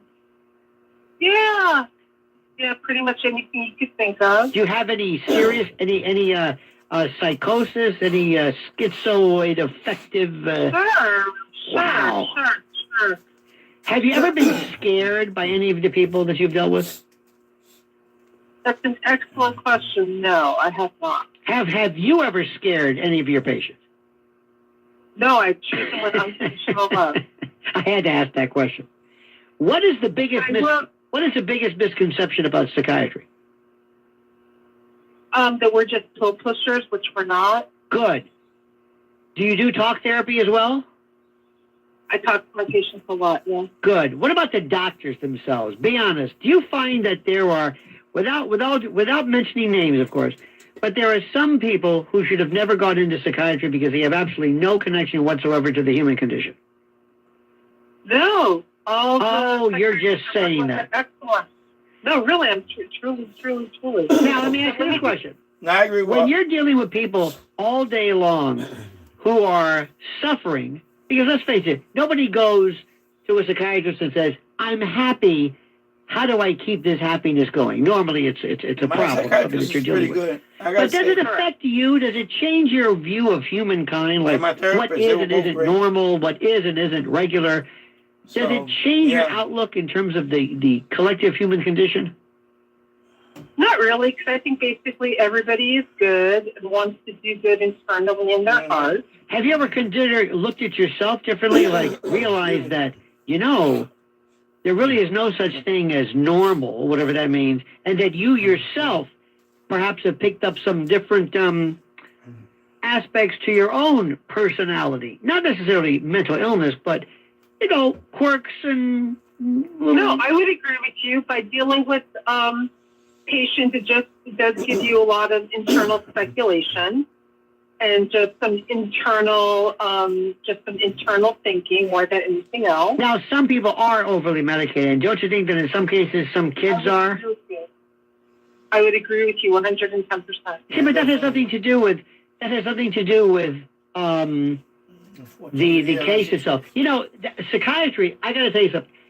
I years ago when Tom Cruise and a lot of folks, there is a real negative kind of a connotation to psychiatry, and I don't know why. It's unfortunate. Well, you know what it is. You know what it is? It's a bunch of people who know nothing about it. They know nothing about it, but they think they do. They think they do. So taking psychiatric medication is the same thing as taking medication for diabetes or hypertension. Absolutely. And another thing, too, is which is interesting. And I told people this. If I took anybody and I said, how do you feel? They said, great. So, you think psychiatry is kind of a mojo? Like, yeah, okay, good. Well, what I've done is, theoretically, I have connected a device into your brain, and I can either increase or decrease the amount of serotonin in your brain right now, or in your body. And watch how you feel by just me playing with one neurotransmitter, just one. Increase it, decrease it, and tell me how you feel. Lionel, what? Can I just tell you a very quick story that happened to me? Yeah. Okay. So I was an ICU emergency room nurse for 20 years before I went back to school to get my master's degree. So that's a whole other story. So once I was working on a medical surgical floor, and I saw an open door, and I saw a patient running through with just his nightgown on, and I thought, this is very, very strange. So he looked unsafe, so I ran after him just to make sure that he was safe. And he stepped through the second floor window on the building, and he was on the roof of the building. And he was a psychiatric patient that had escaped from the fourth floor. So I tackled him. Wow. And I prevented him from jumping off the roof, and I saved his life. Now, was he nude under his gown? That I don't remember, but I did get him a blanket in order to cover him so he would not be cold. And that takes a very special person. Now, let me also tell you something. And I tell you this as a friend. You do know you're crazy, right? You're tackling a psychiatric patient, and if he's going through some paranoid fugue and he thinks that his life is in danger and he thinks you're trying to kill him, he might kill you. So let me tell you something, Missy. Don't ever do that again. You got away with it this time. I won't do it again, but I did it with my whole heart. Oh, I know you did. To save somebody from hurting himself. Did you know the story? There was a fellow, an older man, and sometimes it's funny that geriatrics kind of blend into psychiatry where you're not really sure what's what. But there was a man who walked up to a number of women in an old folks' home, so to speak, and he would raise his gown and yell, "Super sex," and then walk to the next woman and hold his gown up and yell, "Super sex." And he finally went to one woman and she says, "I'll take the soup." Oh, my God. You can also tell something, too, which is a very important thing. One of the things which I find, and I found, is that if the first thing to go when there is something very wrong is a sense of humor. Not anhedonia, but a sense of you're unable to process any kind of absurdity, laughter, because laughing is not what people think it is. It's one of the highest ordered sense of processing. Because you're normally looking at something in terms of, and when somebody's affect is such that they do not appreciate any humor, they're dour, not dour, as it's pronounced, but they're dour. When I would agree with you. They're very, and that's why it's very important to watch a little kid who laughs. Because when a child never laughs, does not understand the concept of what laughing even means and why something is. Yeah, sure. Like the other day, there was a little kid, and I love to do this. I said, "How old are you?" And the kid said, "This made of 4." I said, "No, you're not. You're 12." And they look at you and go, "No, I'm not." And he goes, "Yeah, don't lie to me." And they looked at me and they realized this guy's crazy, and they start laughing because they realize I'm kidding with them.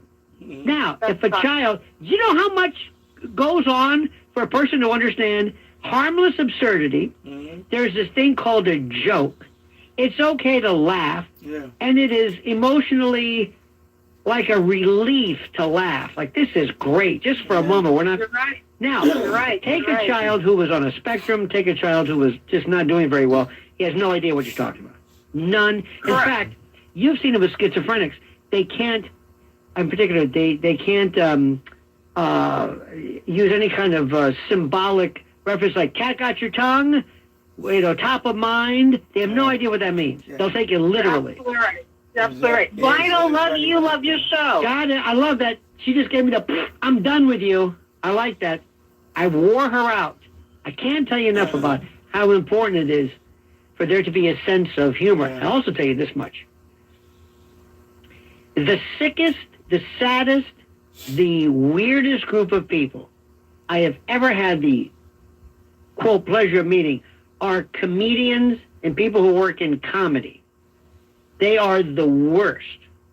They are the saddest people you have ever met in your life, who use comedy like an imposter would try to recreate a dollar bill. He's doing the best he can. I think this is what it looks like, but they are so sad. Mike in South Carolina, you're on the other side of midnight with Lionel. That one shocked me. Robin Williams shocked me. Morning, Lionel. Happy New Year, Mikey. That was the biggest shock. Happy New Year to you. All the best. You know, when I turned your show on, we heard each other many times on the radio, and I met him. He's from Staten Island. He's Aces. Yes, indeed. I'm gonna leave in a little while. Where are you going? I'm gonna play some poker with some of these Mamalukes. Wait a minute. You're leaving? You're gonna play poker at 4:45 in the morning? They got marathon games. Really? Oh yeah. And then I'm only bringing a certain amount of money, but if it's a small. How much are you bringing? How much are you bringing? Be honest. 200. Boy, Diamond Jim. Wow, that's like $1,500, $2,000, $200. Yeah.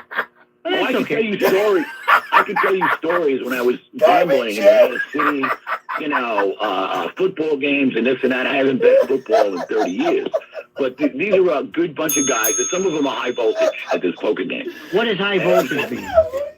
Well, he's getting a little out of hand. It gets loud. And I've even said to some of these guys, hey, listen, let the dealer call the game. I don't want to hear 3 echoes from guys at the table. Let the dealer call the game. Is this mob related? Is this, do the boys run this? I'm sorry. Oh, my God. I don't know nothing. Lionel, I don't know nothing. 10-4. 10-4 back door. Gotcha. Yes. I was thinking the same thing. I thought he was about $2,000. I'm going to go out with my son gal. I'm going to have a nice dinner and see if I can stay awake when the girl drops. Oh, I'm with you. Oh, forget it. I'm going to raise you a nickel. Forget it. Forget about it. I have absolutely no. I normally it's like somebody will say Happy New Year. I'm going to raise you 50 cents. But I've been like this my whole life. I have no interest.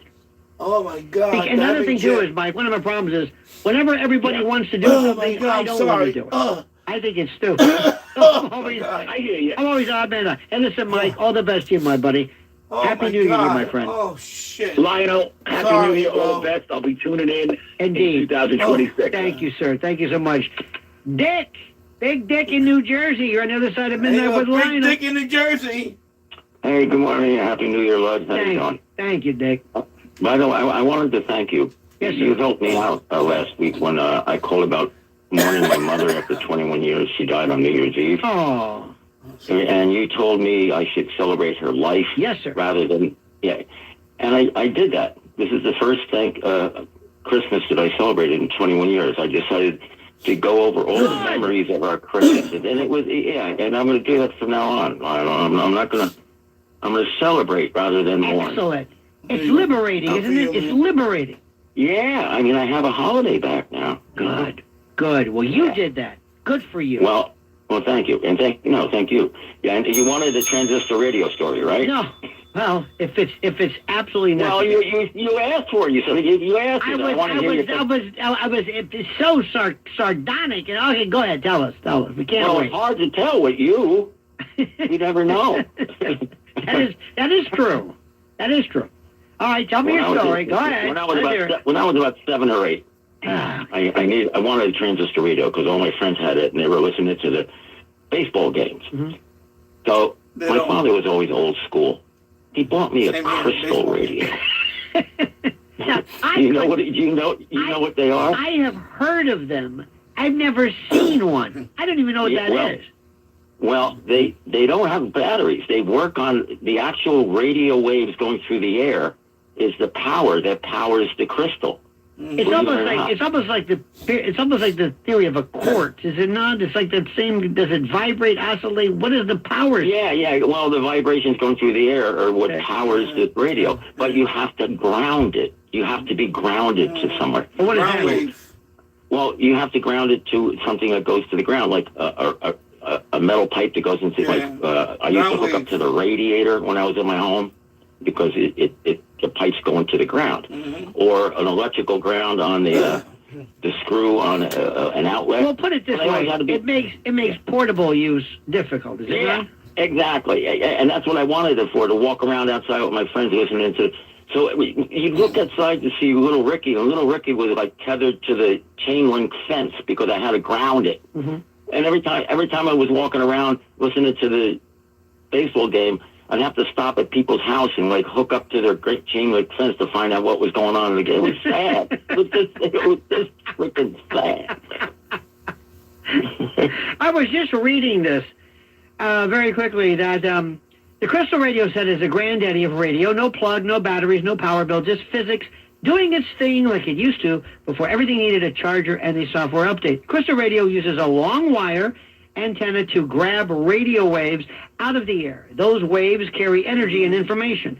The antenna feeds the energy into a simple circuit with 4 key parts. And I'm going to stop reading this because I have found it to be absolutely, without a doubt, the most boring recitation of facts I can think of. The Other Side of Midnight with Lionel. Man, and I never built a crystal radio. I need to build one. Gold is up 67.5% and silver 129.5%, outperforming nearly every major asset in 2025. Oh, maybe I should do that in Gold and silver can act as a 2026. real financial insurance, helping balance your portfolio. You can even add physical gold and silver to an IRA. I trust Goldline for all my gold and silver purchases, and right now... Yeah, maybe I should build a crystal radio. And that was cool, though. Yeah, crystal radio.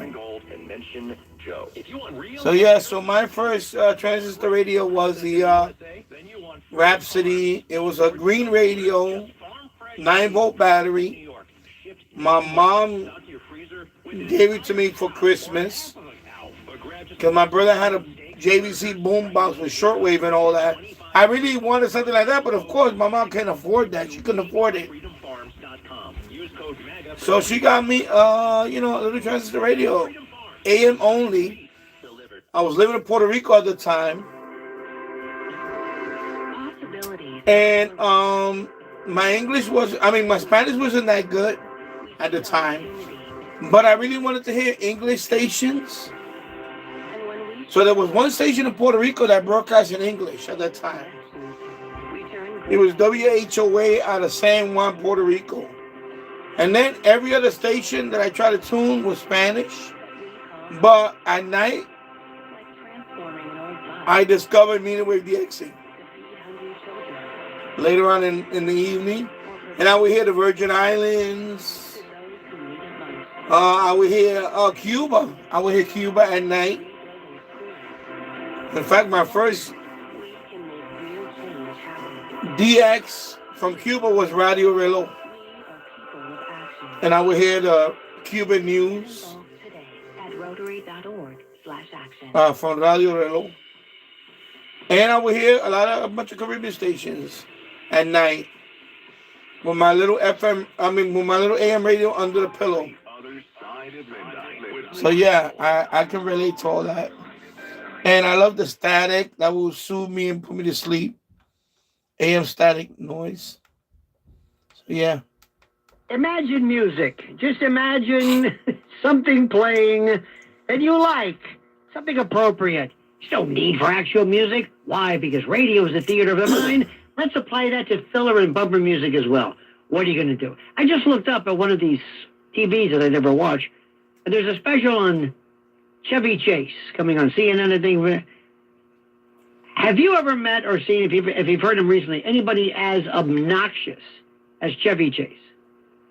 Is there anyone? By the way, I'm looking up these two young men. You're looking at that screen like Enrico Fermi did it the first time they ever did any kind of nuclear fission or something. You're looking at it with a look of complete excitement and trepidation and fear. It's interesting. I wish I could show you. If I had a camera, I know we got this terrible camera here with these awful angles. I would My show son's school is Enrico Fermi. That's the name of the school. Studio, the control room tonight. So it would have been funny. That's where he goes. You would have seen people running out. There's nothing better. Red lights. They're running, and I'm saying, "Excuse me, yes. Should I be accompanying you to this?" I'm just saying, nobody ever When I saw the name of that school, I realized that school is a great school. This is one thing that you should teach in radio class broadcasting. If you're ever on the air, pretty cool. and for some reason you see people running, just running, it's don't be alarmed, but you might want to say, should I be aware of this? Oh yeah, we forgot about it. Why? Oh, the place is on fire. Just a thought. Mikey New Rochelle. Mike, Happy New Year, Mikey. Happy New Year, Lionel. I'm called to wish you a healthy and prosperous New Year. Thank you, sir. What do you have planned tonight? You gonna watch Morons on Dummy get elected? Oh. What do you mean? He already is elected. No, you got get sworn in? I probably don't think so. I think there's so much being overdone about that. I really do. Yeah, I think what you're going to find, an individual who is so watched, so carefully monitored that he won't be able to do half as terrible the things that he will do that you thought he would. And if you understand that sentence, congratulations, you're the one. Andy in Westchester. Yeah, he's not going to be able to do much anyway. Lionel, Happy New Year, and you're great, El Train. Thank you. You brought up, the Pix was great. You brought up Mr. G. He was the science teacher at the Bronx High School of Science. Yes. Everybody had to go. Buchanan, go, Buchanan, go. All righty, terrific. Let's go to Mick in Brooklyn. Mick, you might be the last one. What a show. Lionel, I swear, man, you're the best at night. No, is it the night or is it the morning? I don't know. Yeah, that's a good question. I think it's night. How you look at it, right? I think it's night. I'm sorry. It's dark. It's a hint. Mick, what are you doing tonight, Mick? Take me into your world. What are you doing? I'll give you a short transistor. Oh, my God. My mom, I was about 19 or 18 years old. My mom brought home a transistor radio for me and said, I didn't even know she did. But you know what? I got a friend now who bought me a radio, and I said, wait a minute. Could this be the one? Could this be the only one in my life? You have an absolute gift. An absolute gift. Now, listen, not for nothing here, but they ran out of the studio again. I'm looking up right now, and Yuri and Bill out the door running like a crash cart at an emergency room. You know what I mean? I'm just saying. I don't know what it is, but we're getting at the end of that season. Let me just say something to you, first of all, that if I were to tell you that this is indeed a pleasure and an honor being here with you, it would be the greatest understatement I could ever make. I love doing it. I have loved doing this, and I never wanted to do radio my whole life, but I love when people said, do your thing, we'll stay out of the way, and I think people will like it, and you have proved that. And I thank you. And I want you to be very, very careful. Please, all kidding aside, do not drink and drive. Do not get near it. Ubers, Lyfts, just trust me on that one. Have a great time. don't go near a car tonight. And I want to thank you. And Mr. Lee, I want to thank you. You are going to be... Jesse Owens, on his best day, could not have sprinted out of the control room as fast as you have. And Yuri, what can I say? A man writes a lot of things down in this long sheaf of paper and then destroys it. Thank you, my friends. Honey, I'm coming home. Let the party begin. This is Lionel with you, wishing you the happiest of New Year's. See you in the new year. And don't forget, the monkey's dead. The show's over. Sue ya. Ta-ta.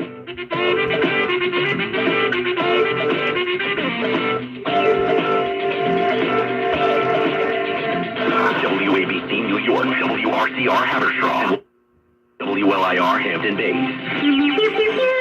It's the 77 WABC News Hour. Talking the news with Noah Layden. All the news you need to know. With Joe Nolan. Actually, I'm going to put the BBC World Service for another hour. News with Noah. So let me, 77 WABC. I'm going to put the BBC World Service for... Charlie Kirk's funeral. There we go, BBC World Service. Bangladesh's first female prime minister leave behind, and we remember some of the musicians who died this year. It's Wednesday, December 31st. On this day in 1988, the Chicago Bears beat the Philadelphia Eagles team with fog so thick. Oh, no. The Chicago Tribune called it the best game you never saw. It was a morning show. News is next. Live from NPR News. Okay, NPR. I'm going to skip that. Let me go to 10-10 wins. 10-10 wins. And one. And you 10-10 wins. Here we go. Happening. We got a vehicle fire on the shoulder of eastbound 80 at Green Street. That's section 65 in Hackensack. And if you're traveling Tonley Avenue, southbound 1 and 9 at County Road, we have down pole.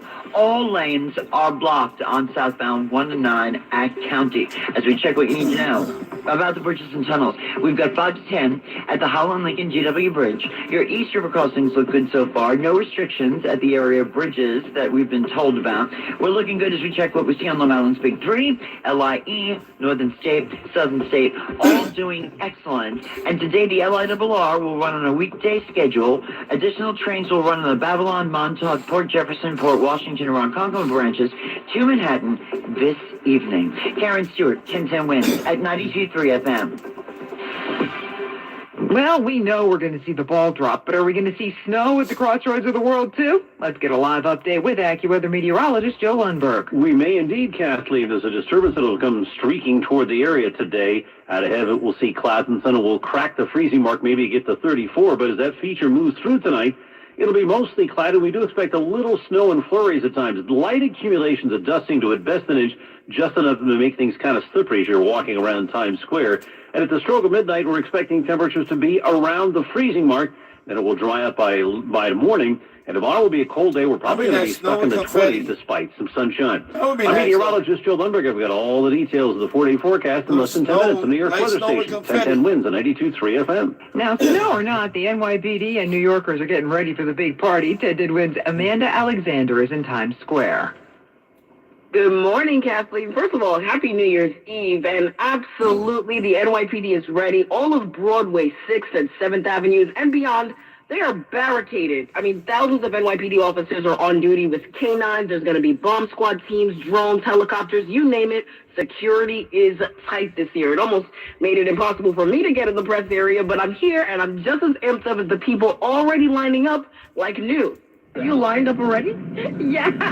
My goodness, wait. Tell me what time it is. Where's your phone? Let's look it up when I need the exact People are lining up already. Wow. 4:20 in the morning, and you are ready to experience this. How excited are you for the new year? Super exciting! Like a Wednesday. I would never do that. For hundreds, if not thousands of people, this is a once-in-a-lifetime opportunity that they just don't want to miss. Being in the heart of Times Square with friends, loved ones, even strangers. Only this year, it's going to be one of our coldest celebrations to date. I just got to with TJ Widow. He's the VP of Communications for the Times Square Alliance, and he is all too familiar with people showing up early, no matter the weather. When I be out there item for so many people. So wearing you want to those make sure that they have diapers. the best experience possible, and I know that they want to experience as much of it as possible. So that involves a very long day. A long day indeed, but it'll be worth it in the end as the clock ticks for 2026. Reporting live in Times Square, Amanda Alexander, 1010 Wins on 92.3 FM. And the ball's ready too. Testing. 5, 4, 3, 2, 1. Happy New Year! Here we go! High atop one Times Square with the New Year's Eve ball. Officials here getting it up the pole so that it can drop 90 feet in 60 seconds to ring in 2026. Tom Harris of the Times Square Alliance says it's bigger and better than ever. It is 12.5 feet in diameter, and it weighs over 12,000 pounds. Sparkling new crystals, swirling colors, a sight to behold. Juliet Papa, 1010 Wins on 92.3 FM. Of course, 1010 Wins will be there live tonight with full coverage of the big party at the crossroads of the world, so stay with us. And Mayor-elect Mandani takes office later today. He is filling out his team, naming longtime city educator and District 3 Superintendent Kamar Samuel to be Education Commission Chancellor. In his work in the Upper West Side District, Samuels has been known for his efforts to focus on equity, academic improvement, and increasing diversity. State Senator John Liu, chair of the Senate Education Committee, tells 1010 Wins he's excited. And he has actually accomplished some very real results for the area that he's been superintendent in. And if he's able to extend that kind of approach as well as results, then I think the city will be all the better for it. Now, Mamdani's also bringing in some more legal help. The team joining Mamdani's administration is growing, with Stephen Banks nominated as Corporation Counsel and Ramsey Kassem has been appointed as Chief Counsel. My sincere hope is that New Yorkers who have long felt on the margins of this city, the homeless veteran straining to survive, the patient searching for the care that they need, an immigrant trying to get by, will feel that they now have leaders in their corner. The mayor-elect says he plans to bring on about 200 more lawyers to join his team. There are a number of active court cases, frankly, that I look forward to working on with my nominated Corporations Counsel. Our actions as a city are furthering the protection of the rights of the people who call it home. Mary Lynn Buckley, 1010 Wins on 92.3 FM in Elmhurst, Queens. Mamdani's formal inauguration is this afternoon. After weeks of waffling, outgoing Mayor Adams has confirmed he will attend. In a statement, his honor says he wants to show the smooth, peaceful transition of power. New York teachers say the phone ban is working. Under the ban, devices have to be stored from bell to bell, often in locked pouches or lockers. United Federation of Teachers President Michael Mulgrew telling 1010 Wins. The reports we're getting in our school visits and from meetings with teachers, over and over again, the same thing. I'm spending more quality time with my students. I have much more time to break my class into small groups. New York is the largest school district in the country to ban phones. The new rules took effect at the start of the school year. It is a longer and healthier life in New York. New stats from the City Health Department show life expectancy at birth has increased to 82.6 years. That's up 1.1 years over 2022, a return to the pre-pandemic high. Numbers also show reductions in deaths from COVID, as well as heart and diabetes-related disease and screenable cancers. It's not all rosy, though. There are increases in overdose and suicide deaths and concerns about lower life expectancy for Black New Yorkers. Iran is slapping back at President Trump, promising a harsh response to any attack. This is apparently after the president's warning to Tehran not to restart its nuclear program. Mr. Trump made those comments after a sit-down with Benjamin Netanyahu, the Israeli prime minister, suggesting the U.S. could carry out new strikes if Iran was trying to reconstitute its nuclear effort. Let me put my other radio on for a minute. See what's going on. And she's there to wait. I believe the doctor should examine the patient, get proper info.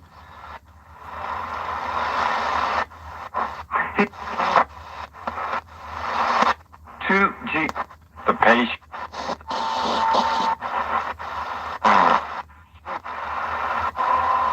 Comes from the university. Struck the dock. Now, until now, the U.S. has focused on strikes on boats. It claims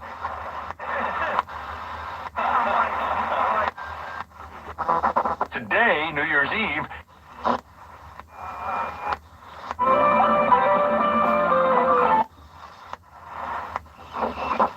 What is your read on what we learned from the high-stakes meeting at Mar-a-Lago on Sunday?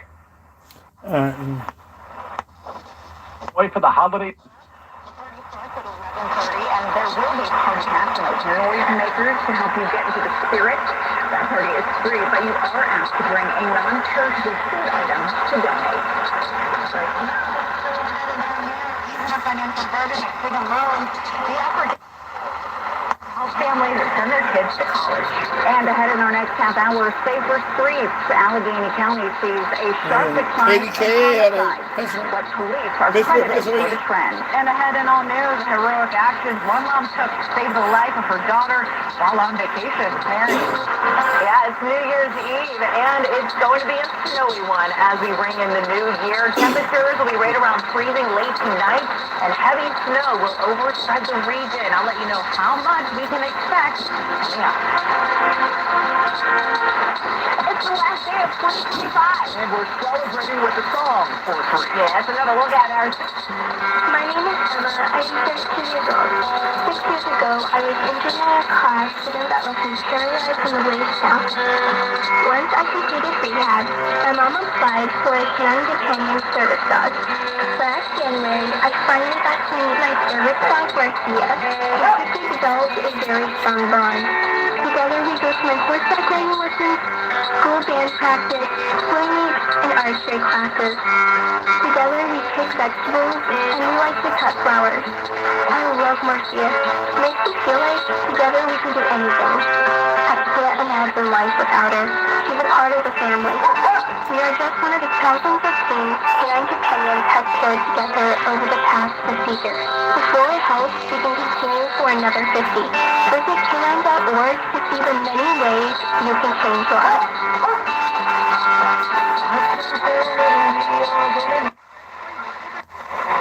Receiver in the Big 12. Leeds River, or perhaps watching a vibrant sunset on a beach. And street rappers. Unfortunately, this isn't a joke. Here in the U.S., we generate the most plastic waste in the world.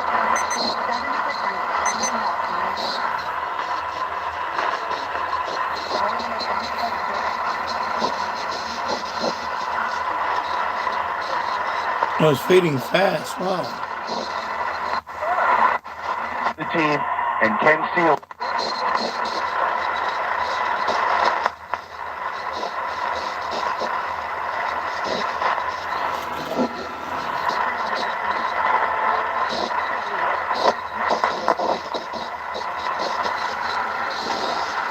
Well, it just faded like that. Bang. I'm with the ones you love. Family. 2025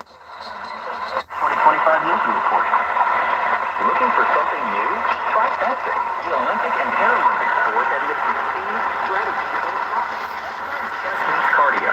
Quick beats, quick decisions, and a satisfying beat when you score a point. WBC out of Boston. Results can start anytime. No experience needed, and many clubs have learned here. Coaches teach fundamentals and safety from day one. Yeah, it's fading way fast now.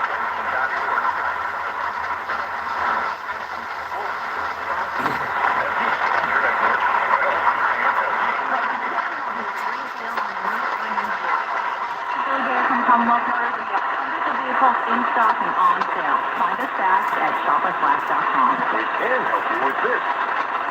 Download the new iHeartRadio app and get WBZ News Radio your #1 preset and never miss breaking news again. WBZ Boston's News Radio. Voice now. This is WBZ News Radio. Beat the Jazz 149 along with Sam Alabama finishes with 23 points, ending his streak of 30-point games. Continues Thursday night in Sacramento. Bruins are looking to stamp their 16 losing streak tonight when they battle the Oilers. Puck drop in Edmonton is set for 9:30. Patriots will be in the Kansas Shield in Foxborough today as they get ready for the Dolphins, and we're expecting to hear from head coach Mike Vrabel for his weekly Wednesday press conference. It'll be the first time someone from the team has spoken since wide receiver Stephon Diggs was charged with felony strangulation or suffocation and misdemeanor assault and battery. attorney says that Diggs categorically denied the allegations.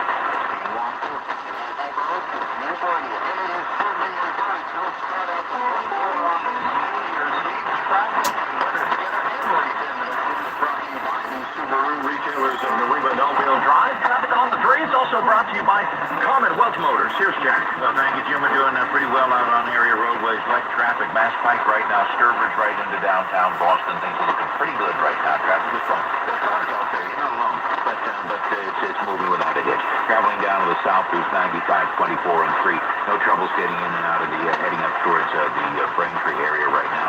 And traveling, coming in from the north, the Route 3 and 93 in and out of New Hampshire, all is well there. Once you get into the downtown area, things look good. And here's something there to keep in mind. Northbound on the expressway, they will not be opening the zipper line. 10:30. The Solo 3250, that's 10:30 a.m.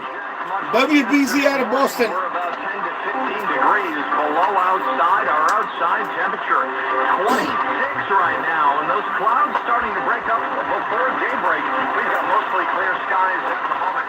Very cold out there. Highs today only getting up to 27 degrees. A little bit of snowfall in the overnight hours, probably going to be happening after the strike at midnight. So we're going to welcome in the first few hours of 2026 with some snowfall from Mother Nature. In the overnight hours, live and local, fiercely independent. This is WBZ News Radio. There you go. And thank you so much for joining us here on this Wednesday morning. I'm Jim McKay, and here are the 5 things you need to know. At 5:15, will we see a New Year's Eve repeat of headaches at Logan? Strong winds causing over 300 cancellations and delays on Tuesday. What's next for Patriot star Septon Diggs? Team is backing him, cooperating with authorities. He's been charged with felony strangulation and misdemeanor assault and battery, an incident with his personal female chef in Dedham. Attorney representing Diggs emphatically denies the charges against him. He does have an arraignment set in Dedham for January 23rd. And tonight at 8 o'clock on Netflix and in select movie theaters. 2-hour series finale premiere of the wildly popular Stranger Things. President Trump saying the U.S. hit a dock in Venezuela for drugs allegedly being loaded on the boat. We have been asking whether the CIA actually carried out this attack. We have asked the U.S. military whether they carried out this attack. We have got declined comments, or we have been referred to the White House. But when President Trump himself was asked about this, he specifically asked whether it was the U.S. military or the CIA. He said it didn't really matter. He said that he did know, but that he wasn't going to disclose it. ABC's Luis Martinez reporting it would be the first known attack on land in Venezuela since the Trump administration started its campaign against the attack on that country, as the world is still waiting word there from the White House. Meantime, Trump Kennedy Center President Rick Grenell says artists who are canceling appearances are, quote, far-left political activists. Several acts have now pulled out of scheduled gigs since the Trump-appointed guru. Venue to the Donald J. Trump and John F. Kennedy Center for the Performing Arts. Critics of the new theater in Wilmington and the murder of state going to be done by an act of Congress. Sharp rise in flu cases as medical experts are raising a red flag. 49 states now reporting a very high or high rate of illness, including New York, that's also recorded its most ever cases in a week. Some schools closing early for the holiday break due to widespread illness. CDC data showing last year's child flu deaths reached their highest level since the 2009 swine flu pandemic. Experts say vaccination rates among kids, down 10% compared to before the pandemic, are partially to blame. ABC's Ryan Anelli reporting here in Massachusetts, only about a third of people in the state have received the flu vaccine. Meantime, cases of measles in the U.S.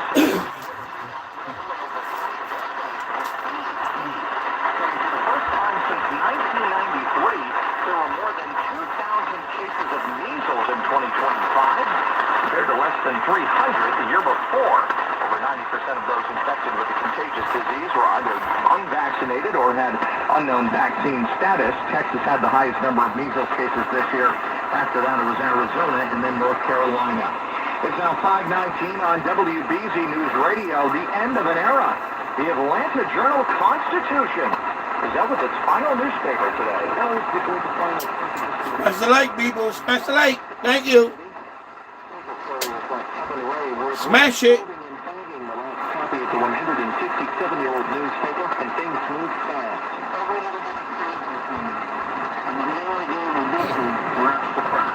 He has enjoyed delivering the papers over the years, and now a small group of carriers will focus on delivering national newspapers to the remaining subscribers. Jonathan O'Brien for CBS News, Atlanta. And we continue now at 5:19 on WBZ News Radio. A Medford firefighter pleads not guilty to allegedly sending lewd messages to an undercover police officer that he believed was a 14-year-old, 63-year-old whom McClaney has now been charged with dissemination of matter harmful to minors. He's been released on bail in order to have no unsupervised contact with anyone under the age of 18 until his next court appearance. More potential ballot questions for next year's elections have been certified by Secretary of State Bill Galvin's office, bringing the total number to 9 thus far. 2 more still need to be processed by the deadline, which is January 7th. It looks at this point it's going to be a very full ballot in 2026 with many questions before the voters unless the legislature takes action. And if lawmakers vote on a particular ballot question themselves, it will not appear on the ballot. And bundling up on the bike, well, it's certainly not for everybody these days. Mid-20s with the brutal crosswind isn't exactly what most people consider prime biking weather, but Pierre Payette still biked 7 miles to work today. Yeah, so it's basically hands, feet, and head are like the real troublesome areas. The owner of Ferris Wheels Bike Shop in JP says the key is to come prepared. There's a small but dedicated community of bikers that take to the streets in all weather in Boston. And he says the key on days like this is to wear layers. For him, that's 2 pairs of gloves, a balaclava, and a neck warmer. He says road treatments can really mess up your ride. Yeah, salt is pretty rough. It'll, take the paint off. It'll corrode things. It'll rust them. Which is why he recommends having a cheap second bike you don't care much about for bad weather. I asked what made him ride today. All right, let me see what else.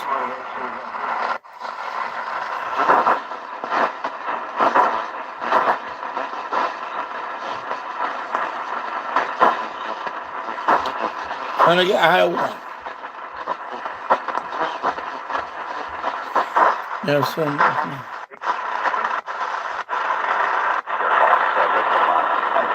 It was the longest federal government shutdown in history. It's 5:21. WBAL News Radio. Sports. Early New Year's Eve. Hello there. WBAL to Baltimore, Maryland.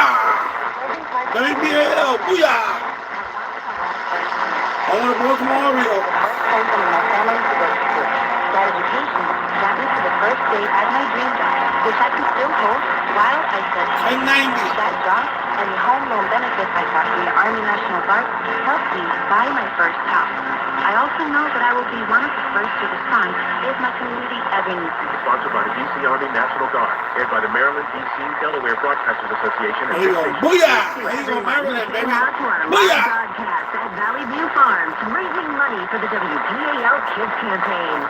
This season, Brian Newman and audience, and we are here at Valley View Farms, time to make a difference in the lives of Baltimore area children in need. Go to WBALKidsCampaign.org to make a secure online donation right now. Happy holidays from all of us at WBAL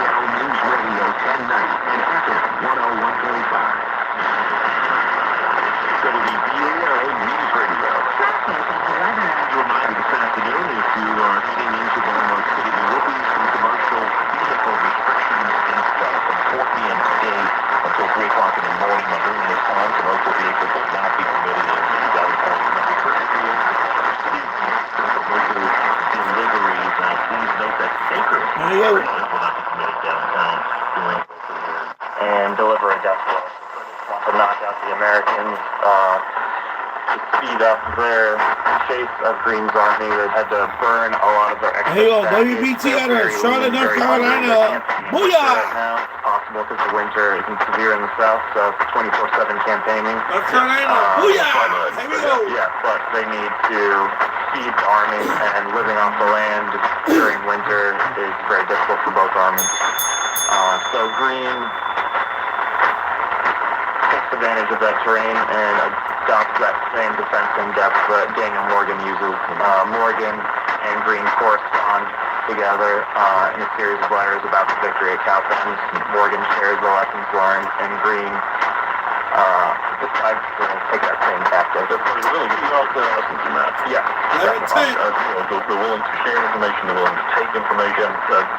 I wish a lot more politicians and leaders would take that, but there's some good leadership lessons there. Go on. Sure. And Green also has the benefit of his army doubling in size. just a week before. So he also has the men and the confidence to take the fight to the British. There are a lot of new levies of Virginia Continentals coming to the army, a whole new regiment of Maryland Continentals coming to the army.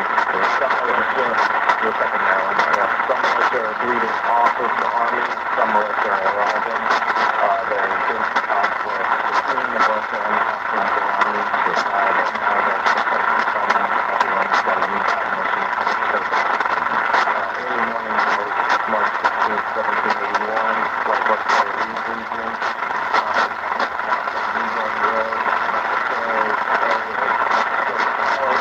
School established in 1800. You had a Quaker settlement in the 1700s called New Garden. The local name of the road was also, during the time period, called the Great Salisbury Road. It was the highway of the wagon in North Carolina, the part of the wagon road. But it's, as you said, now you can go to Greensboro and drive down New Garden Road. That's the road. Is still paved, still very close to trace in the 1700s. Right. Yes.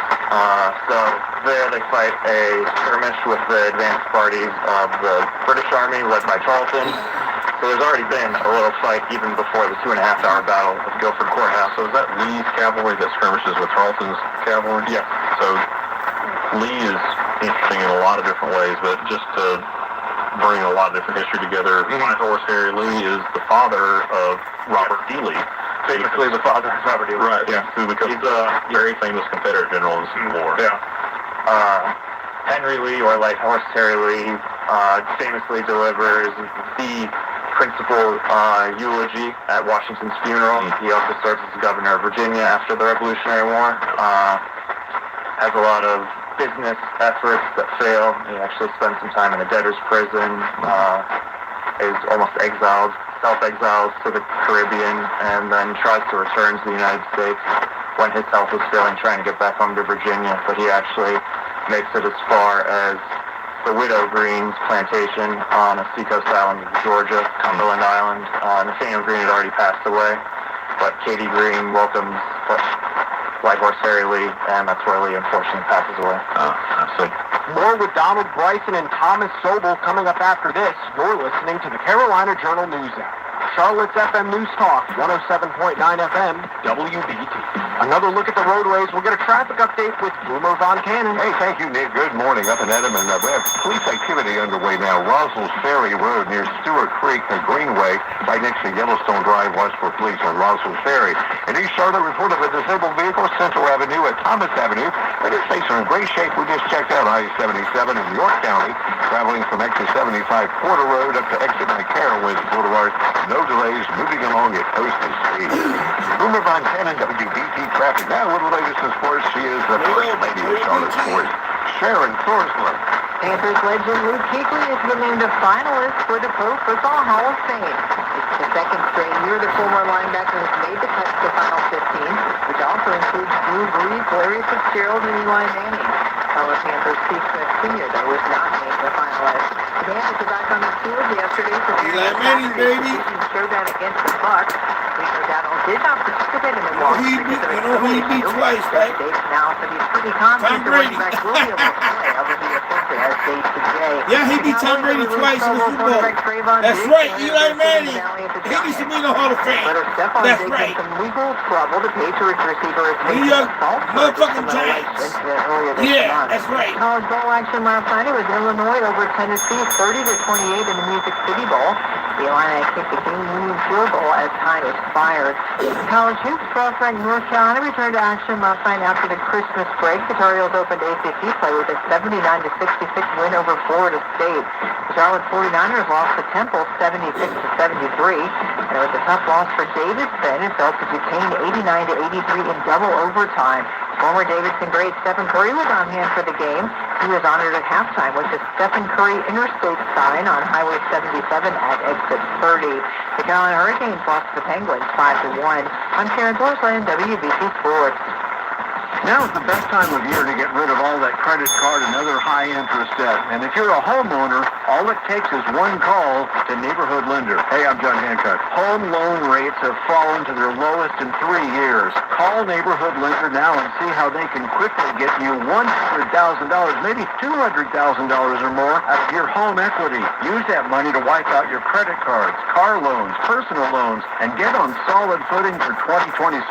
You can lower your overall monthly payments big time by consolidating into a new low-rate equity loan. Imagine having extra cash on hand, zero credit card debt, and saving $900 to $1,000 a month. Neighborhood Lender. Call 704-790-RATE. That's 704-790-RATE or neighborhoodlender.com. Equal housing lender, NMLS number 69349, subject to lender approval. NMLSconsumeraccess.org. Your WBT forecast. Today, Wednesday, December 31st, sunshine and 50 this afternoon. Tonight for New Year's Eve, clear, the overnight 32. Tomorrow, sunny for the new day, the new year, 55 tomorrow afternoon. Concord now 29 and the Queen City 29 at WBT. Diabetes, high blood pressure, anxiety meds, everyone's on them. If you're a 50-year-old male, maybe a bit quirky, and you may even have type 2 diabetes. There you go. Big Lou. Big Lou is in North Carolina too. 345-20. Economist survey by Bloomberg.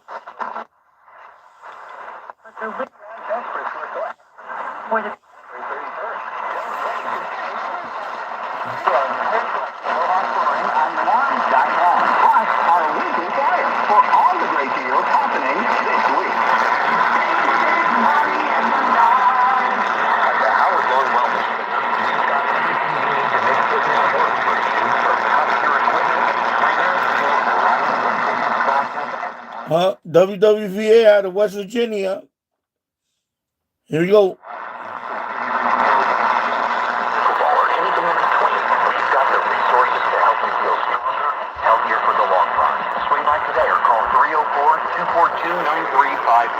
At the Howard Loan Wellness Center, we're in this together. Hey, truck buyers, there's no limit on these. Booyah! 0% financing now at Team Ford Steubenville and Team Ford Wellsburg. It's truck season, and if you're hunting for the best just got better. For a limited time, 0% for 60-month financing. Available on select you, Team Ford F-150. You will not bag a better deal than Team Ford. Let me spell it out for you. Z-E-R-O. 0% for 60 months financing. Hunt around a few months. Then come see us. Team Ford has a huge truck selection. Hot new Ford Broncos, plus F-150, F-250, and F-350s ready to roll. 1170. WWVA out of Wheeling, West Virginia. Booyah!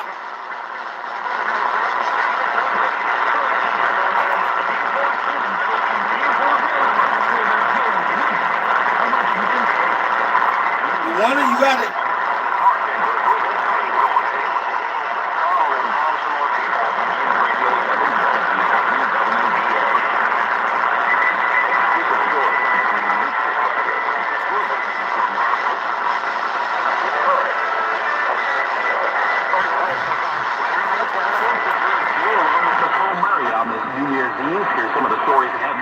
following for you.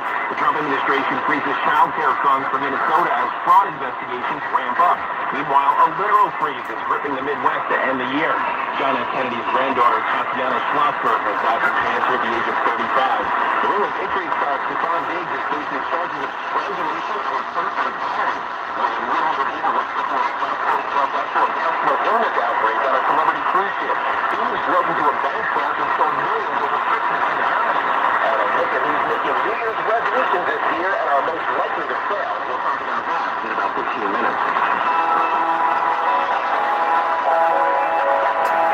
If you're looking to restart or re-energize your career, it might be time to think differently in 2020. Julie Bounty, career strategist we know is Julie on the job. We're talking about her career resolutions for the new year.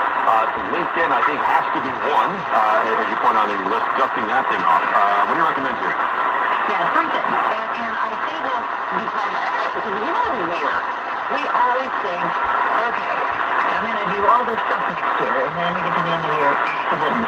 So what are three things that I would want every single listener to do, or to impel or beg their kids and colleagues to do? Number one, the end of the year, the beginning of the next year is a great time to do a resume and a LinkedIn refresh. And that make sure that it includes everything you did in 2025. It's always a great way to keep an ongoing list of things should you become unemployed or choose to become unemployed. So always make sure your story's up to date because it makes you findable and it also helps create your story when you're out networking and talking to people. The second is I would challenge people to reconnect. And what I mean by that is take a look at your network. Who have you lost touch with? Make a habit of whatever you can work into your schedule. And it might be once a quarter, it might be once a month. Who do you need to be reaching out to? And having a Zoom or having a coffee. So when you keep those connections alive, and that's a get into a position where if you get laid off next year, because layoffs are going to continue, then you're starting every reach out with, hi, remember me? Because it's not very compelling.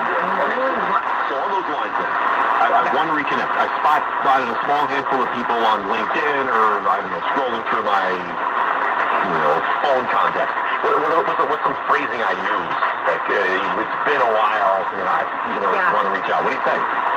So I've done this before with people. I'll say, oh my gosh, I saw this article about holiday parties gone wrong in the workplace, and I thought about you. Do you remember that party, blah, blah, blah?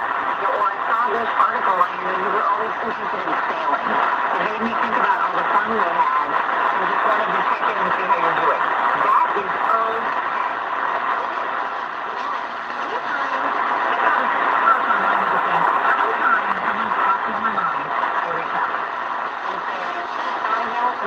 but a lot of times it was a serendipitous reason behind that.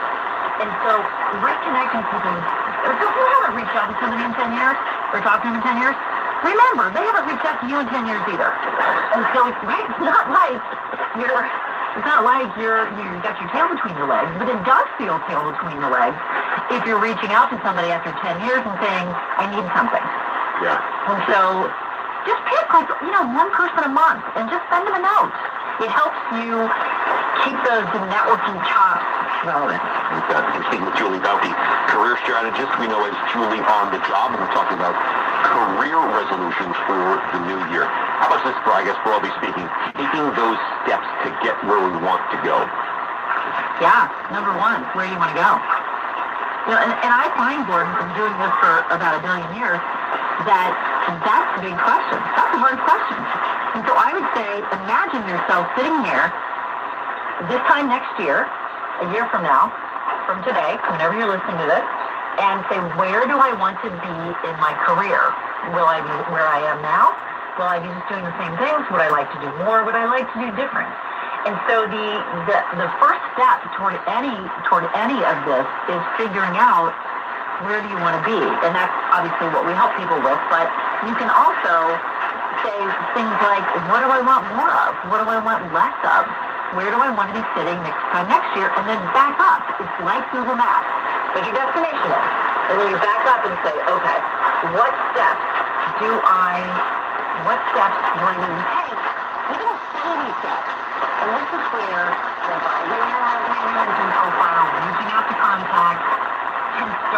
in that mode of, you know what, I need to take action because I might get laid off this year, even though I know I'm a superstar, it doesn't matter anymore. And so what can I do to be prepared? Career strategist Julie Balkin chatting with Gordon Deal. 20 minutes in front of the hour now. On This Morning, America's First News. Coming up next, the emotional roller coaster of the Confetti King in Times Square.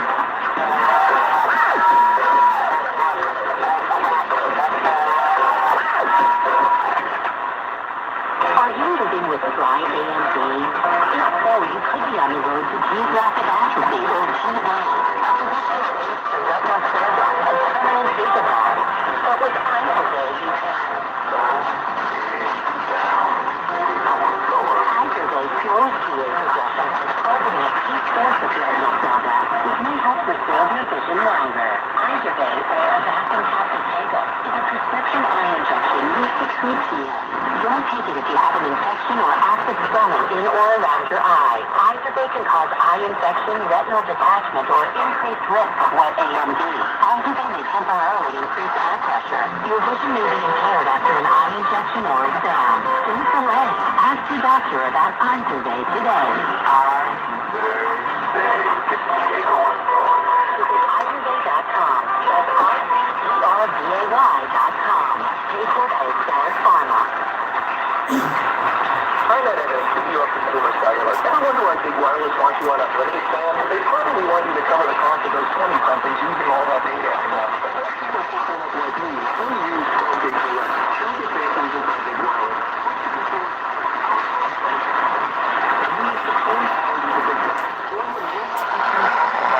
You're not using all that data. Transform your life. They make sleep easy. News Radio Wham 1180 Weather. Brought to you by William There you McCarr. go. Person of car. I'm 1180. William McCarr. 13-weather meteorologist Marty Snyder says to be another cold day on tap today, and again, very light snow, about 1 to 3 inches. That'll start in the afternoon and continue on into the evening. We'll see temperatures today reaching only into the upper 20s. For tonight, going to be bitterly cold, lake-effect snow showers with another inch or two possible. Lows down into low to mid-teens. And again, with the wind gusting up to 25 miles per hour, that wind chill probably sub-zero. That's the night, Mike. Thank you very much. It's going to be calmer. Booyah! Temperatures will reach these lower 20s. We're right around 20 degrees on Friday with partly cloudy skies, and then we're mid-20s for the weekend. Sunday.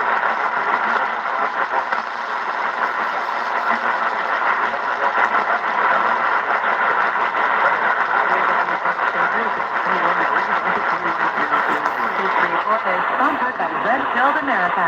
Why haven't you listened to Red Pilled America?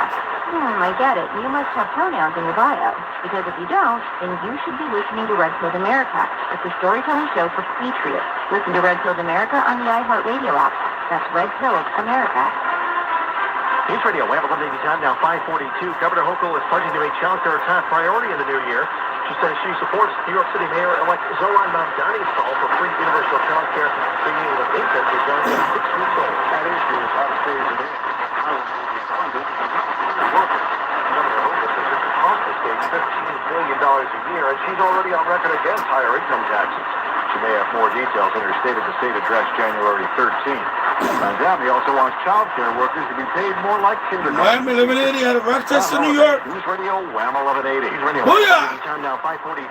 Stream us anytime on the all-new iHeartRadio app and make Wham 1180 a preset there too, like you do in your car. And listen for a complete wrap-up of today's news on the 5 o'clock news hour. The governor touting what she calls historic improvements made to the state's roads and bridges this year. Hochul says more than 4,000 lane miles of state and local highways have been overhauled, 1.3 million potholes have been filled, and nearly 3,700 bridges have been replaced or rehabilitated. She adds that the 47% increase to the lane mileage of roadways and a 19% increase in the number of bridges. Oh, this is the last speed. That's it. Improvements to New York's transportation infrastructure, which Hochul says will help improve quality of life, enhance resilience to Want to see it happen? Smash that PayPal. And I'll be back on later on tonight. Not. Bye-bye. Over an incident that occurred 4 weeks ago. The 4-time Pro Bowl. There he goes, bro. with felony strangulation or suffocation and misdemeanor assault and battery. During a remote court appearance Tuesday, the Massachusetts judge's attorney disclosed his client had made a financial offer to the alleged victim to try to resolve their dispute. The judge said she would consider this and would rule shortly. Jared Max, Fox News. News Radio, Hamilton, Town, now 545. Bill O'Reilly here, and I'm warming up. Stand by for the O'Reilly Update Morning Edition. Homeowners, when is the last time you checked your home title? Cameras are everywhere. That's part of your equity. It's just a single source document they can file at the county. So don't wait until it's too late. Find out if you are already a victim today. Please go to HomeTitleLock.com. Use the promo code Bill to get a free title history report. Plus a free trial of their $1 million triple lock protest. On this Wednesday, a new survey from Optima says the average American spends 10 hours a day on devices. That's troubling, but there's no combating. The lure of instant access is overwhelming. The high-tech version is changing everything because people can now create their own world and really venture out of them. The device is always available. It never rejects. It soothes, reassures, reinforces whatever your pursuits are, even if the pursuits are evil. It is becoming apparent that many of us are watching, not doing. There's no challenge, no quest.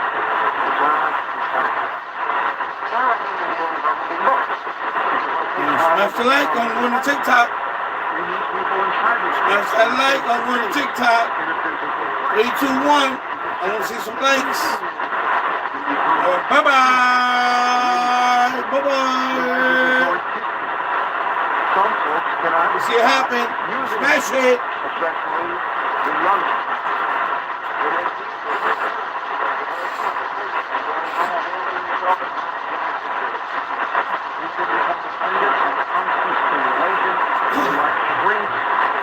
Social media bubble. You become a spectator to life. You understand the danger. You must control the devices rather than surrender to them. I hope you do. Back in a moment. Hey, the holidays are here. See you later. I guess I'm gone. See you later. Bye-bye. Stay healthy. Oh, well. I'm gonna wait 1 more minute. If I don't see double digits on that light, I'm gone. That's it. 1 minute. That's it. So don't wait. Case 10% was told. 1 minute. That's allfamilypharmacy.com/bill. Ridiculous. Fucking YouTube. Come on, bro. Come on. Are you kidding me? Look at this face. O'Reilly.com. No spin, just facts, and always looking out for you.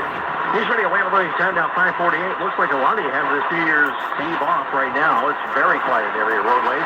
We'll check the traffic coming out at 5:50. We're likely going to see it still fill in a little bit more as we progress deeper into the day today. We'll talk about accumulation amounts coming up in just a few moments. Two Rochester affordable housing projects are needing state subsidies. We have the details in the Rochester Business Report at 5:52. On News Radio, available on it charges for a mother in the death of her son. Those stories coming up on Rochester's news, weather, and traffic station. News Radio, available on it. Resolutions. This year, don't pass up things that are free. Hey, that's a good deal. Like free shipping and free iHeartRadio app. It's free, just like the shipping. You know what? Bye-bye. Wham, 11-8.